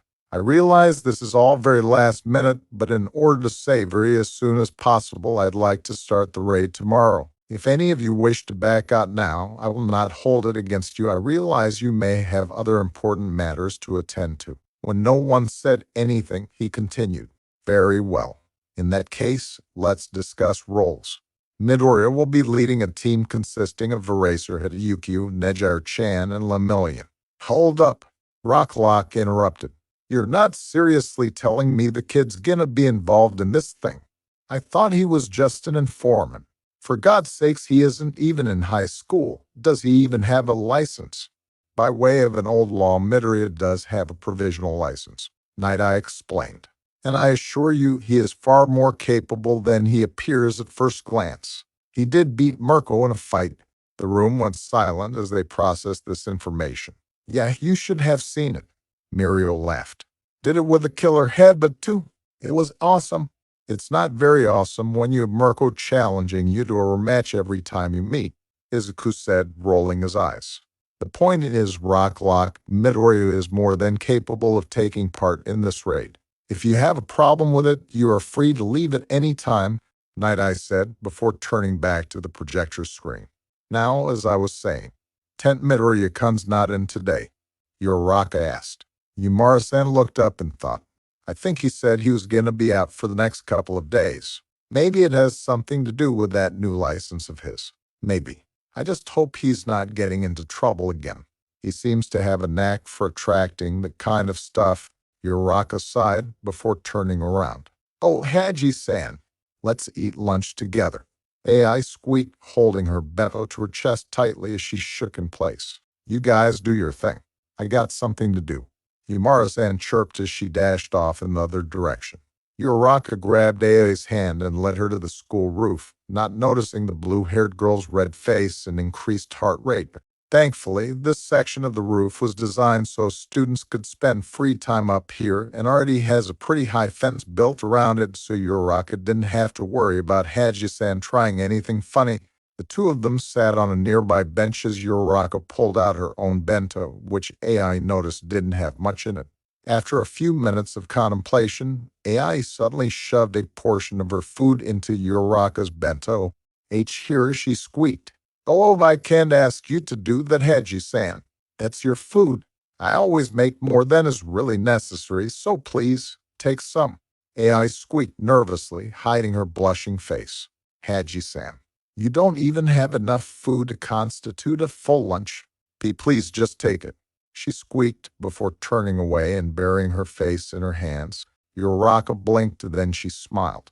Even before her bullying and abuse got so bad that she shut everyone else out, Ai Haji was always a very shy and quiet girl, the very definition of a shrinking violet, but Uraraka knew that she was also one of the sweetest girls you could ever meet if you got to know her. It's not that I don't appreciate it, Haji-san, I just feel bad taking charity from other people. The truth is, my family's construction company isn't getting a lot of business right now, so we're tight on cash. That's why I'm not able to bring much for lunch and why I have to skip it a lot. That's why I want to become a hero. I know money isn't the most noble reason for being a hero, but I want to support my parents in any way I can. I'll bring you lunch. Haji-san squeaked, curling in on herself. Uraraka jumped. Every day. I'll bring some food for you too, so you won't have to worry about it. Haji-san, I can't ask you to do that. I already told you. I make more food than I really need to, so if anything, you'll be helping me out too. She buried her face in her arms. Just let me do this. Haji-san's voice seemed muffled, but Uraraka definitely heard it. Haji-san, what's gotten into you? Call me A, came the muffled reply. Uraraka have a kind smile. I'm the case, you can call me Achako. 10th, I think this will work. Nedza stated as Night Eye, Aizawa, and Gran Torino stood in Night Eye's office. With the knowledge we have now, we may be able to avert any bad events that occurred the first time around. Agreed. Chisaki is completely oblivious to what is about to happen, Night Eye said. The first time around, he ran into Midoriya beforehand and put his guard up. He has no reason to expect us now. Let's not go jinxing it, Gran Torino huffed. We still haven't even started the raid. Murphy's Law and all that. Anything can go wrong. The Ford jumped as a loud crash rocked the building. What the hell was that? It was then that Mirio walked into the room, carrying an unconscious Izuku. Hey, everyone! Don't worry, there's no villain attack happening or anything. Mirio, what happened? Night Eye asked. Well, there was something bothering me about the whole time travel thing. You know how Midoriya said that Uri's quirk was the catalyst? Yes, well, I guess he wouldn't have thought of it since the past few weeks have been stressful for him, but I told him that by that logic, Uri should have come back in time with him. Mirio laughed, rubbing the back of his neck. Yeah, he did not take that well. Had to knock him out before he could try and storm Shisaki's base himself. The danger sense thing did not make it easy. Night Eye groaned. Mirio, you're a good kid, and I am proud to have you as my apprentice, but for God's sakes, think before you open your mouth. And that was how Izuku later awoke to a very annoyed Sir Night Eye. Chapter 15, this is it. Night Eye murmured as the heroes stared down the Shihasekai's main base. A battalion of police officers also lay in waiting nearby, and another group of heroes and police were watching Shisaki's emergency exit. Are you ready, Midoriya? I've been ready for a while. Now can you please take these things off of me? Izuku held up his hands, which were bound in quirk-suppressing cuffs. In a minute, I want to tell you something before you go rushing in blindly. He led Midoriya away from the group and spoke quietly. The incident yesterday made me realize that your stressful situation has prevented you from taking some things into account, meaning the big three aren't as strong and as skilled as they most likely were when you met them the first time around. Izuku paused, taking that information in. Mirio still stumbles from time to time when he uses permeation. Tamaki Amajiki's reaction times need a bit of work, and Nejar Hato is a bit clumsy in her movements and is still undergoing therapy. Wait, huh? Why is Hato-senpai in therapy? It's not really my place to say. The point is, we must go about this whole operation carefully, else it will end in disaster. Do you understand that? Izuku nodded. Good, I'm taking off these cuffs now. I know you're worried about Eri, but for God's sakes, wait until I give the order before you go charging in. Fine, but wait too long and I'm charging in anyway.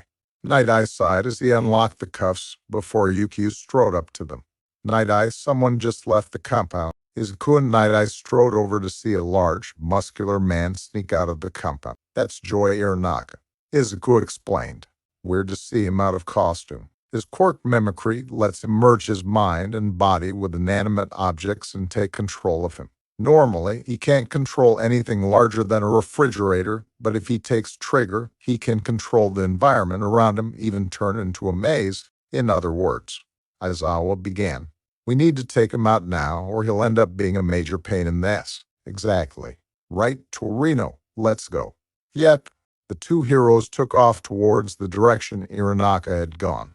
Midoriya, while those two take care of him, you should go change into your hero costume. How did you think we were going to let you do this in a t-shirt that says shoes? Toshinori-san contacted his old friend on Island a few weeks ago and got him and his daughter to make you a suit based on designs that your mother picked out from your notebook. He had faith in you gaining your license, so he took the initiative. It just arrived a couple of days ago. Night Eye gestured to a nearby empty building. When Izuku walked in, he was met with a briefcase. Opening it, he was met with a costume similar in design to his costume Gamma. There were some differences, however. While the costume itself was mostly the dark green he usually utilized, it also has several light blue streaks running along the arms and legs, and the costume also had armor along it that was designed to protect vitals without restricting movement. The gloves had several of Melissa's shield's mid-gauntlets built into them, as well as holding the design he incorporated to allow him to easily use Air Force. The hood was also armored and had eye protection built in. The case also included the iron soles he used for shoot style and leg braces bearing the design of the mid-gauntlets. All in all, Izuku was impressed. He came out a few minutes later just as Aizawa and Gran Torino returned. Aizawa took a look at the costume Izuku was wearing and nodded. Good, your costume values function over appearance. I take it Iranaka had been dealt with. We have officers leading him away in quirk-suppressing cuffs now, Aizawa confirmed. You should have seen his face when we came down on him and he couldn't use his quirk. Torino laughed. Very well. With that out of the way, let's get ready. The heroes formed into their teams. Izuku's team would be going straight for Eri, and Aizawa's quirk was vital, both for Chisaki and for Eri herself. Even if she did come back in time with Izuku and therefore had more control over her quirk, there were times when she still lost control of it when she was particularly distressed. Izuku's group moved close to the house waiting. After a few moments, Night Eye's voice came on over their earpieces. Go Izuku shot forward, activating full cowling at 40%, the gauntlets and leg braces keeping his bones from shattering as he practically exploded into the house, knocking out several startled Yakuza members as he stormed down the hall, coming up to the secret passage that led to the underground complex. He pulled his leg back and kicked hard, sending the false wall flying into a trio of Yakuza members who were coming to check up on the ruckus. Izuku flew down the stairs, his team following closely as the rest of the heroes and police stormed the building. Tenkai, Hari Kurono gasped as he shoved open the door. A battalion of police and pro-heroes just forced their way into the compound. What? Chisaki demanded. Why, they've never been this bold before. I don't know. There's some kid with them. I think he's a hero student. He's tearing through our men like they're punching bags. Kai, the camera showed that he seems to be making his way towards Eri's room. I think they know about her. Damn it, how? I've worked tirelessly to make sure every last piece of information regarding the cursed child's existence has been wiped from the face of the earth. He slammed his hands into his desk, exploding it into shrapnel. Go get Eri before those damn heroes reach her. We're leaving? Kurono nodded, rushing down the halls as fast as he could before he finally reached Eri's room. He unlocked the door and forced his way inside. The room was dark, and there was no sign of the little girl anywhere. Eri, Kurono snapped. Come out now. This is no time for games. The room remained silent, and Kurono stepped inside, his heart rate rising. No, it did. Did the heroes already get her? It shouldn't even be. The bedroom door slammed shut, and Kurono whirled around at the sound of the locks engaging. He forced himself into the door, but it wasn't budging. No way. Did Eri seriously just? Eri, the white-haired man roared. You open this door right now, or I swear Kai will hear about this. Do you hear me? There was a pause, a moment of silence, before Kurono heard the pattering of tiny feet moving away from the door. Kurono huffed, reaching into his pocket. He would just call Kai, and he left his phone in the lounge. Fuck 10th hey so Deki-chan. Tell me about Eri. Nejair babbled excitedly as she and the rest of the team followed